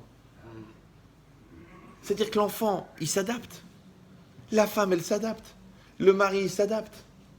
Les parents, ils s'adaptent. Et toi, un jour, tu te réveilles. Genre le Satan, il s'occupe plus de toi, tu deviens intelligent. Tu dis, oh, tu ouvres tes yeux, non. Ah, mon amour. Ça fait 16 ans qu'on fait chambre à part, qu'est-ce que tu veux là? T'as une idée derrière la tête? Ah, mais tu sais, j'ai écouté, non. Je t'ai laissé le temps, on a évolué. C'est qu'un jour, tu payes. Donc les mecs malins, ils entretiennent la maison. Ils entretiennent la voiture, ils entretiennent le couple, ils entretiennent la relation avec les enfants. Mais quand les gens ils t'appellent, ils disent, Rabbi Chetri, vous trouvez normal? Les parents, ils appellent, ils parlent à leur mère, ils ne me parlent pas à moi, ils ne m'appellent pas pour me dire Shabbat Shalom. Je lui dis, mais toi, moi, la vérité, j'étais pas très, très tactile, j'étais pas très proche, j'étais pas très expressif, j'étais pas très... je te dis, ils sont habitués à ton absence. Genre, à la limite, quand tu es vivant, tu déranges. Une photo, tu dis la yarmo. Même avec vivant, il parle. Tu dis, mais c'est horrible ce que vous dites. Oui, c'est horrible, mais c'est de la théorie. Mais ceux qui vivent ça, c'est pire. Vous comprenez ou non? Donc il faut être intelligent. que si Hachem il t'envoie des enfants, ça veut dire qu'il y a une opportunité là qu'il faut utiliser. Si t'envoies un rave, il y a une opportunité qu'il faut utiliser. Il t'envoie un conjoint, il y a une opportunité qu'il veut utiliser. Maintenant, dans chaque situation, il y a une fermeture et il y a une géoula. Vous me suivez ou non? Comme dans le Shalom Bayit, on peut rester deux brels, Dormal, ta famille, vous les Tunisiens, vous les femmes, vous les hommes, yalama. Ça, c'est un jour, si Dieu veut, tu sors d'Égypte. Vous parlez comme des adultes. Mon amour, mon cœur, ma vie, j'ai réfléchi. Tu m'as tout apporté. J'ai rien à te reprocher. Que j'ai rien que le mérite de t'avoir eu dans ma vie. Un jour, tu vas parler comme ça. De ton vivant. On espère. Pensez-vous, ça va venir. Ouais, d'accord. Mais c'est ça l'idée. C'est qu'on devient un couple adulte. Des gens matures qui disent on arrête les enfantillages et les blagues et les lourdeurs. Ça s'appelle Yetziat Mitzrayim. Parce que Mitzrayim, ça veut dire l'Égypte. Mais Metzarim, ça veut dire les limites. Donc la sortie des limites, c'est que tu sors de tes limites. Maintenant, tu sors de tes limites, tu fais tes chouvas, tu sors des limites du Yetzer Hara. Tu sors de tes angoisses et tout ça, tu fais une thérapie où là tu retrouves la confiance en toi. Tu vois une Géoula, ouais. Tu as réussi à avoir un dialogue. Mais le dialogue que tu vas avoir à 25 ans, de pouvoir... Moi, par exemple, Baruch Hashem, j'ai une grande famille. Mais à quel âge on parle avec ses enfants? 25, 26, 27. C'est là que tu commences à parler avec eux. Avant, tu ne parles pas. Parce que soit ils sont stressés, soit ils sont angoissés, soit ils ont peur de te décevoir, soit ils sont paralysés par ton charisme, donc ils préfèrent se taire. Et un jour, grâce à Dieu, maintenant ils ont 3 enfants, on commence à parler. Ah papa, tu sais, j'ai pensé à ça. Ah tu sais, je me rappelle quand tu nous disais ça. Là. Ça veut dire 25 ans t'attends pour avoir ça. Eh bien c'est comme ça. C'est comme ça. C'est comme tu veux manger la tarte. Tu dis, je veux une tarte, je veux une tarte, je veux une tarte, je veux une tarte. Écoute mon amour, il faut 25 minutes pour la faire. Il faut 40 minutes pour la cuire et 20 minutes pour qu'elle refroidisse. Tu veux la manger avant, tu vas te brûler la gueule. Vous avez compris ou non? Eh bien c'est pareil, il y a un temps pour avoir une maturité avec l'enfant. Il y a un temps pour avoir une maturité avec la femme. Ça prend à peu près 10 ans de travail. La confiance, la solidarité, la compréhension, l'écavzorhout, la finesse, la gentillesse, la douceur, l'épanouissement, même au niveau intime, ça prend 10 ans. Toi, tu es pressé. Au bout de 2 semaines, tu dis c'est pas ça, ça colle pas, c'est pas ce que je pensais, c'est pas ce que je voulais, ça fait pas plug and play. Genre, il croit qu'il a épousé une imprimante, le mec. Ouais. C'est pour ça que sa femme, elle déprime, parce que lui, il voudrait imprimer. D'accord? Imprime, déprime, c'est pas grave. C'était censé marcher du tonnerre. Ouais. Donc il n'a pas la patience. Il faut avoir la patience. Ça prend du temps. Ouais. Mais sache, écoute-moi bien, que la noirceur de la galoute, elle augmente la lumière de la Géoula. Vous me suivez ou non? Parce que le jour se lève. J'espère que je ne vais pas être trop abstrait parce que je ne sais pas quel est votre niveau intellectuel. Mais souvent, le jour se lève au bout de la nuit. Ça va? Ça arrive souvent, pratiquement tous les jours. Ouais. Vous allez dire, non mais attendez, il nous prend pour des tumbles. Non mais c'est intéressant, regarde bien. Il fait jour. À 5h30, il fait nuit, ok. À minuit, il fait plus nuit qu'à 5h30. À 3h du matin, il fait plus nuit qu'à minuit. Donc à 5h30, il fait plus nuit qu'à 3h du matin. Et à 6h, il fait jour. Tu ne te dis pas comment ça se fait que l'obscurité n'amène la lumière. C'est exactement ma chère. Ouais. Comme dans la vie. Des fois, il faut toucher le fond pour remonter. Des fois, il faut prendre un mur pour se réveiller. Des fois, il faut se faire jeter pour comprendre la valeur. Des fois, il faut aller à un enterrement pour comprendre la valeur de la vie. Des fois, il faut échapper à la mort pour comprendre la valeur de la santé. Des fois, il faut tout perdre pour te rendre compte qu'en vérité, la seule chose qui est restée, c'est ça que tu avais. Tout le reste, c'était de l'argent. Tu l'as perdu, mais ta femme, elle est là, non? Ok, alors tu n'as rien perdu. Et tu dis, ouais, ben, quand tu as démarré, vous n'avez rien. Oui, mais quand même, 19 millions d'euros. Tu vas te refaire. Mais si tu la perds à elle, combien tu vas payer pour récupérer quelqu'un comme ça? C'est impossible. Il n'y a pas très longtemps, encore un gars, il m'a attrapé. Il m'a dit, Ramed Chetrit, écoutez, je vais divorcer. Je dis, pourquoi? Il m'a dit, ma femme est trop bête. Mais c'est une khmara, mais c'est une idiote, mais c'est une débile mentale, mais c'est impossible de voir un tel cumul de bêtises dans un espace tellement concis. On dirait un trou noir de l'intelligence. Toute la khorma, elle a disparu. Chou. Je dis, mais c'est une bracha d'avoir une femme tellement bête. Il m'a dit, ah bon, pourquoi? Je dis, parce que si elle était intelligente, elle serait partie depuis longtemps. J'exagère, hein. Mais si peu. Donc en vérité, ce que tu prends pour un défaut, c'est une qualité. Et dans tout, c'est pareil. Parce que tout à l'heure, je vous ai dit, un tzaddik, c'est quoi? C'est un rachat qui s'est maîtrisé. Ouais. Et un rachat, c'est quoi? C'est un tzaddik qui s'est laissé aller. Donc c'est quoi une qualité? Une qualité, c'est un défaut qui a été optimisé. Vous me suivez ou non? Oui. Et un défaut, c'est quoi? c'est une qualité qui a été mal utilisée. Par exemple, l'entêtement, c'est un défaut, non? Oui, non? Oui, je ne parle pas des Marocains, là-bas c'est une mida. Mais l'entêtement en général, c'est un défaut. Il m'a dit les Marocains, c'est comme les avions, il n'y a pas de marche arrière. Il n'y a pas. Ils essayent de faire marche arrière avec un avion, il n'y a pas. Bon. Alors, moi j'exagère, hein, M. Teboul, on est du même pays, on sait. Ouais. Donc, de quoi je parlais? Ah oui, l'entêtement, c'est un défaut, ok. Mais la détermination, c'est une qualité. Donc c'est quoi la détermination? C'est une bonne qualité, c'est une bonne utilisation de l'entêtement. L'intransigeance, c'est un défaut. Mais envers soi-même, ça perd le perfectionnisme. Et envers les autres, ça l'appelle la manipulation pervertie. Ouais. Donc tu vois bien qu'une qualité c'est un défaut, et un défaut c'est une qualité. Donc Esav et Yaakov, c'est normal qu'ils étaient jumeaux. Parce que les deux, ils sont fondamentalement bons. Mais le bon, il peut mal tourner. Parce que vous aurez toujours la question, hein. Comment Yitzhak et Rivka, ils ont eu un gosse comme Esav? Comment c'est possible? Alors je te dis, c'est pour ça. Parce que le bien et le mal, au niveau superficiel, c'est différent, mais au niveau fondamental, c'est pareil. Seulement, c'est une mauvaise utilisation. D'ailleurs, on dit un mal pour un bien. Ouais, ça s'appelle Soter Alminativ Note dans Shabbat. Tu détruis pour construire. Tes malheurs, ils amènent des bonheurs.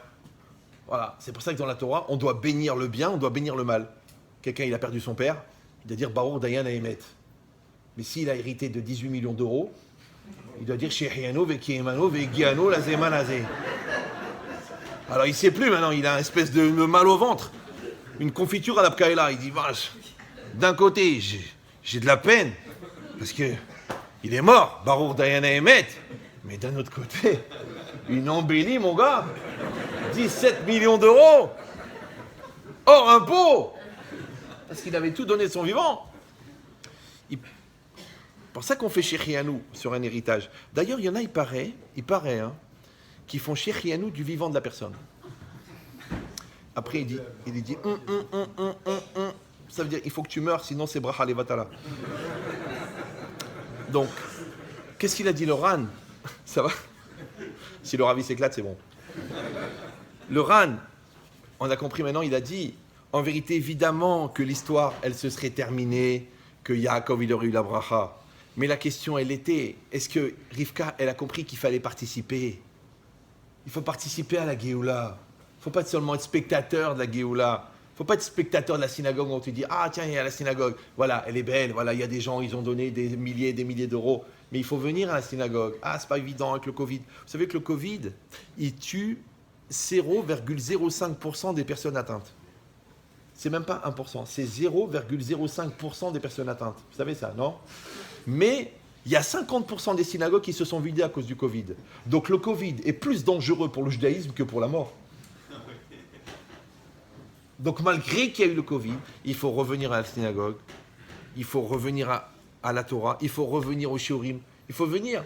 Le Rav Ezrahi de Mir, ouais, il a dit un truc incroyable.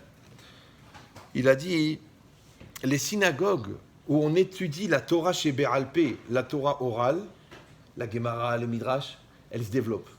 Mais les synagogues où on étudie que la Torah écrite, le Sefer Torah, elle meurt.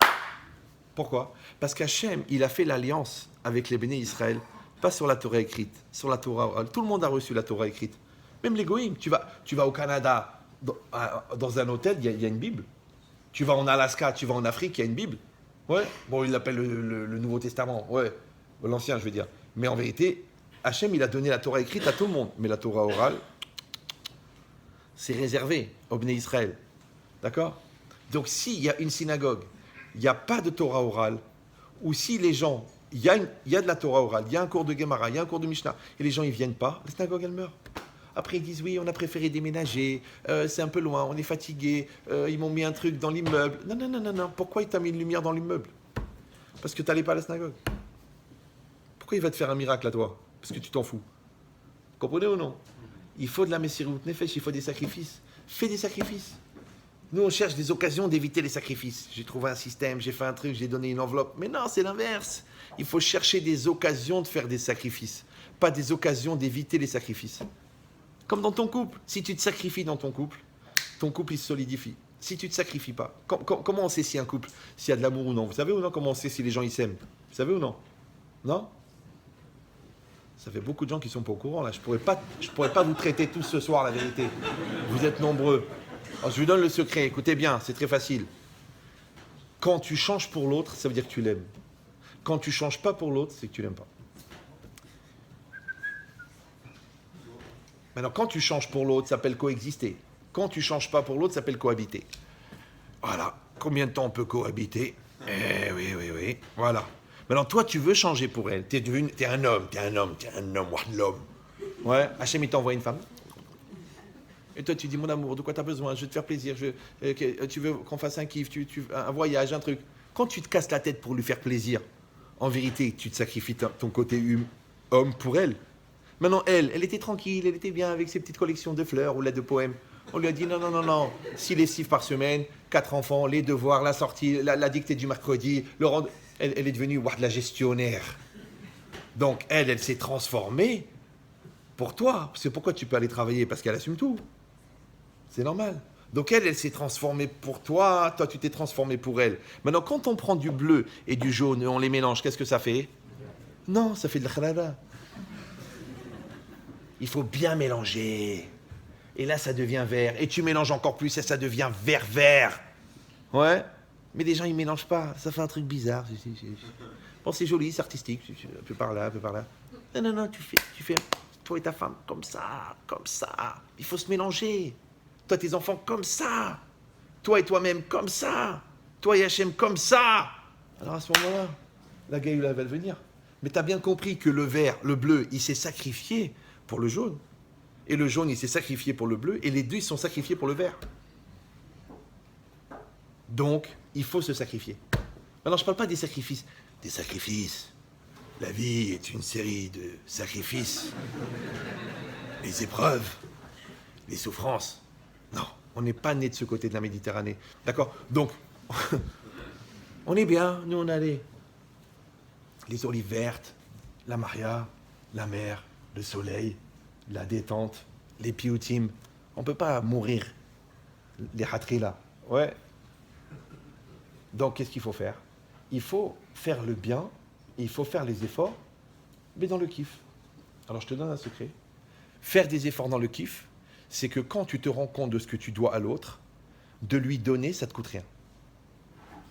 Donc, en vérité, le vrai problème, ce n'est pas un problème de faire des efforts, c'est un problème de reconnaissance. Maintenant, quand tu sais ce que tu dois à tes parents, ce n'est pas un effort d'essayer de leur rendre service. Quand tu sais ce que tu dois à ton conjoint, ce n'est pas un effort de lui faire plaisir. Quand tu sais ce que tes enfants t'apportent, à part ce que toi tu leur apportes, ouais, parce qu'ils t'ont fait grandir, ils t'ont fait devenir un père, un homme, une femme, une maman, une personne responsable. Donc tes enfants, ils t'ont apporté plus que ce que tu leur apportes. Maintenant, après, on te dit, oui, il faut s'occuper d'eux, il faut les emmener à l'école, il faut leur payer le bac, les emmener à la yeshiva, il faut supporter les redoublements, et 2 ans avec Christine. Tout ça, tu supportes. T'es un parent, non? C'est ça, un parent. Un parent, c'est ça. Un parent, c'est le rôle. Rôle nisouin, rôle kiddushin, rôle abbanim, amalenu, zabanim. Ouais, c'est ça les enfants. Baruch Hashem. Et si Hashem nous l'a donné, c'est qu'on est capable de le porter. Rappelez-vous de cette phrase de Ben Shetrit. Le chamelier connaît ses chameaux. Mais le chameau a 2 défauts. Premièrement, il ne supporte pas la charge qu'il a. Parce que celui-là, il porte 400 kilos, celui-là, il porte 40 kilos. Donc le chameau, il fait « c'est lourd, c'est difficile. Pourquoi je l'ai épousé, pourquoi je l'ai truqué, pourquoi je l'ai... » Vous savez, il y a un gars, il rentre dans un cimetière. Il voit un gars devant une tombe en train de dire « Machoula, je te pardonne, je te pardonne, je te pardonne. » Alors il s'approche, il lui dit « Il te devait de l'argent ?» Il dit « Non, c'est lui qui m'a présenté ma femme. » Alors, donc c'est quoi l'idée? C'est une blague. Ne le promettez pas mal. Mais l'idée, c'est ça. L'idée, c'est que nous, maintenant, on a compris, ouais, que le secret de la légèreté de la vie, elle vient de la karatatov, elle vient de la reconnaissance. La karatatov, c'est un état d'esprit. Maintenant, quand toi, tu te mets en situation de voir le bien, et quand tu te mets en situation de reconnaître le bien, donc après, il n'y a pas d'effort. Ça veut dire que la difficulté à rendre le bien qu'on a reçu, qui est vécu comme un joug, comme une obligation, comme une contrainte, ouais, en vérité, ce n'est pas un problème de maturité, c'est un problème d'égoïsme et de manque de reconnaissance. Vous me suivez ou non? Donc c'est facile. Tu prends une feuille, tu marques. Qu'est-ce que ma femme m'apporte? Et tu fais la liste. Qu'est-ce que mon mari m'apporte? Et tu fais la liste. Qu'est-ce que mes enfants m'apportent? Après tu dis, qu'est-ce qu'Hachem m'apporte? Hachem, il me donne la vie, la santé, le bien, le bonheur, la paix, l'étude de la Torah. La France est quand même un des derniers pays musulmans où on peut étudier la Torah librement. Donc, tu peux te balader avec une kippa tant que Zemmour, il n'est pas passé. Ouais. Donc, ou Jean-Luc. Mais surtout, ne mélangeons pas tout. D'accord? Donc, c'est quoi l'idée? Vous avez compris qu'on devrait passer notre journée à dire merci. Et qu'est-ce qu'on fait, nous? Le contraire, on râle. Ah, je ne trouve pas une place pour me garer, la banque, elle a été refusée, on n'arrive pas à vendre la maison, j'ai encore pris 500 grammes, mon mari ne m'a pas dit merci, ma belle-mère, elle ne m'a pas invité Shabbat. Tout le temps, on est en train de râler. Mais tu sais que de râler, ça peut coûter très cher. Râler. Râler en arabe, ça veut dire cher. Parce que c'est le ministère de l'intégration qui nous oblige à dire au moins 50 mots en arabe pour nous préparer à la France de demain. D'accord? Mais si vous avez compris ça, ouais, alors vous avez compris qu'en vérité, quand Hachem, maintenant je sais que c'est compliqué, mais quand Hachem, il a mis en place toute cette complexité et toute cette histoire très compliquée, ouais, que Yaakov, en fin de compte, c'était le cadet. Mais en recevant la Bechora, il est devenu le frère aîné. Le frère aîné, c'était qui? C'était Esav. Du coup, il est devenu le cadet, puisqu'il a refusé la bracha. Ouais. Après, qu'est-ce qu'il a fait, Esav? Eh bien, il a fait le Vatican. Le Vatican, qu'est-ce qu'il a fait? Il a essayé de détruire leur âme Israël. Pourquoi? Parce qu'il ne reconnaissait pas le frère aîné. Comprenez ou non? Maintenant, qu'est-ce qui s'est passé? Après 2000 ans de persécution, d'inquisition, de destruction. Qu'est-ce qu'il a dit le pape? Rappelez-vous. Il a dit, nous demandons pardon au peuple juif pour ces 2000 ans, comme si tu pouvais demander pardon pour 2000 ans. Genre, tu as fait du bruit pour un anniversaire, tu dis au voisin, excusez-moi, j'ai fait du bruit. Mais là, 2000 ans, les morts, les spoliations, les massacres, les pendaisons, les bûchers, tu dis, excusez-nous. Oui, bien sûr, c'est normal, on vous excuse. Oui. Il dit, mais il a dit, et nous reconnaissons, d'accord, que quoi, nos grands frères. Moi, j'ai dit, il n'y a pas de hasard. Pourquoi il a dit grand frère? En vérité, c'est Esav. À la fin des temps, il reconnaît qu'il avait renoncé et que le grand frère, c'est Yaakov. Mais c'est pas grave. Parce que le grand frère, il profite au petit frère. Vous me suivez ou non? Le grand frère, il profite au petit frère. Comment le petit frère, il a la bracha du grand frère? Et l'autre petit frère encore, le cousin, là, ouais. Lui aussi, il a eu la bracha du grand frère. Parce que tout le monde a profité de la même Torah. Tout le monde a appris de la même. Mais seulement le problème, c'est est-ce que tu acceptes cette logique ou non? Mais non, on ne l'a jamais revendiqué, on n'a jamais dit attention, c'est nous les grands frères. Mais la réalité, c'est que tu as pris de quelque part. Alors pour ça qu'il dit le Zohar, un truc incroyable. Et ça, c'est violent. Vous êtes bien là? J'ai fini. Regardez. Quand Esav, il est revenu et qu'il a vu que Yaakov lui a volé la bracha, il a poussé un cri incroyable. Il a dit à son père, papa, donne-moi moi aussi une bracha. Il lui a dit, écoute, je m'excuse, j'ai tout donné à ton frère. Il a dit, bénis-moi quand même. Il a dit, mais je vais te bénir de quoi? De te donner une terre, mais il n'y a plus de terre, j'ai tout donné à ton frère.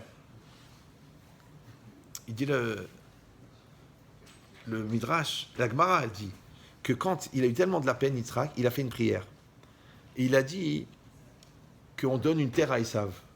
Alors il y a un ange qui a été dans la mer Méditerranée, il a planté un poteau, le sable s'est cumulé, et ce sable, il est remonté jusqu'à la côte. Ça a fait la terre d'Italie, qui est le siège de Esav. Vous me suivez ou non? Mais comme cette terre-là, il dit le Zohar, elle n'a existé que par la bracha de Yitzhak, et qu'elle est venue seulement pour compenser la tristesse de Esav, donc ce n'est pas une terre qui était à la création du monde. Donc elle va exister le temps du monde. Mais dès que la fin du monde elle arrive, Mashiach il arrive, cette terre-là, elle dit le Midrash, elle va être engloutie, elle va disparaître dans la terre, dans la mer. Ouais.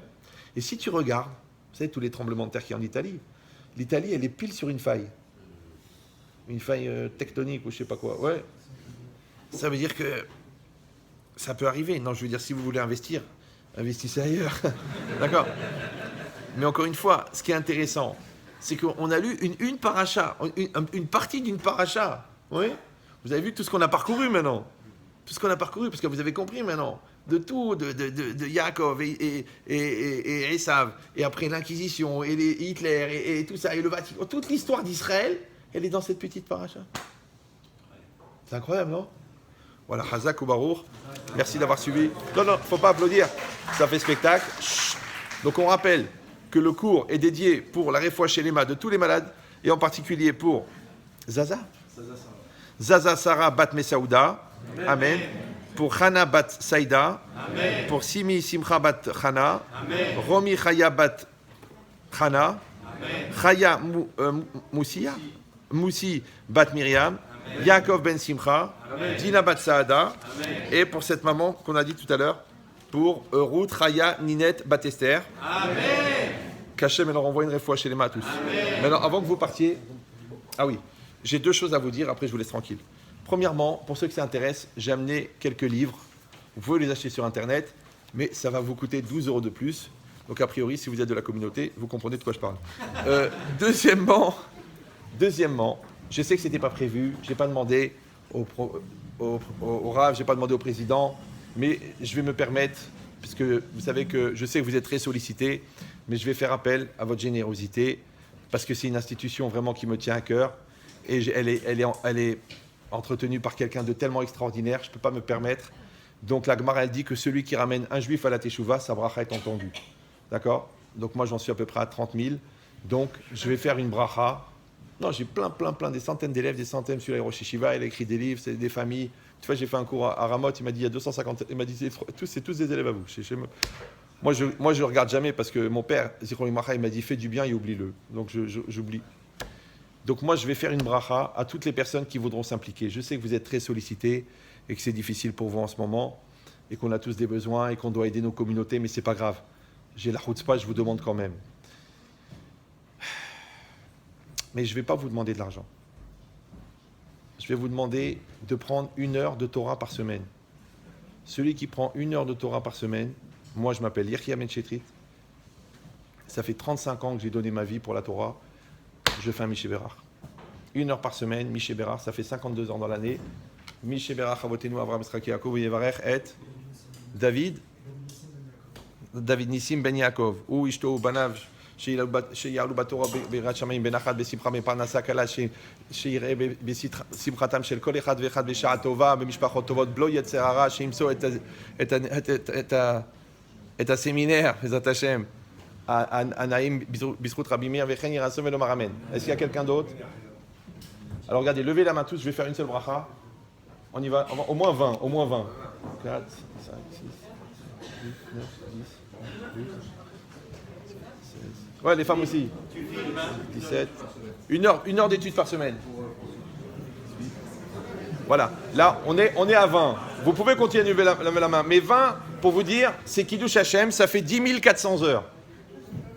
Sur une année. D'accord? Maintenant, je vous n'ayez pas peur, parce que les gens ils disent, oui, mais si on s'engage et on ne les fait pas, de toute façon, tu t'es pas engagé à regarder la télé, tu la regardes tous les soirs. D'accord. Premièrement, et c'est pas grave. La Gemara dit Nedarim, les Irouzé Nafché. On peut faire des Nedarim, même si on ne l'accomplit pas, c'est pas grave parce que ça t'aura fait étudier un petit peu la Torah. Donc, maintenant, je vais faire le Miché Bérach. Tout le monde a levé la main? C'est bon? Miché Bérach, Avotenu, Avraham, Yitzchak, Yaakov, ou Yevarech, et kol echad ve'echad she'ala et yado, ve'kava, bezrat Hashem, sha'a shel limud haTorah, באיזה מקום שהוא ירצה, בעזרת השם, שיעלו בתורה ביראת שמיים, בנחת, בשמחה ובאושר ובבריאות, באריכות ימים, שיראה בשמחתם של כל אחד ואחד מהילדים והנכדים והנינים, בקדושה ובטהרה, בנחת ובשמחה ובמשפחות טובות ובשעה טובה, בלי יצר הרע, בלי תחבולה, ממזרות, גויות, כל הסחרבדות, שהכל יבוא בקלות ובשעה טובה, בזכות רבי מאיר בעל הנס, וכן יהי רצון ונאמר אמן.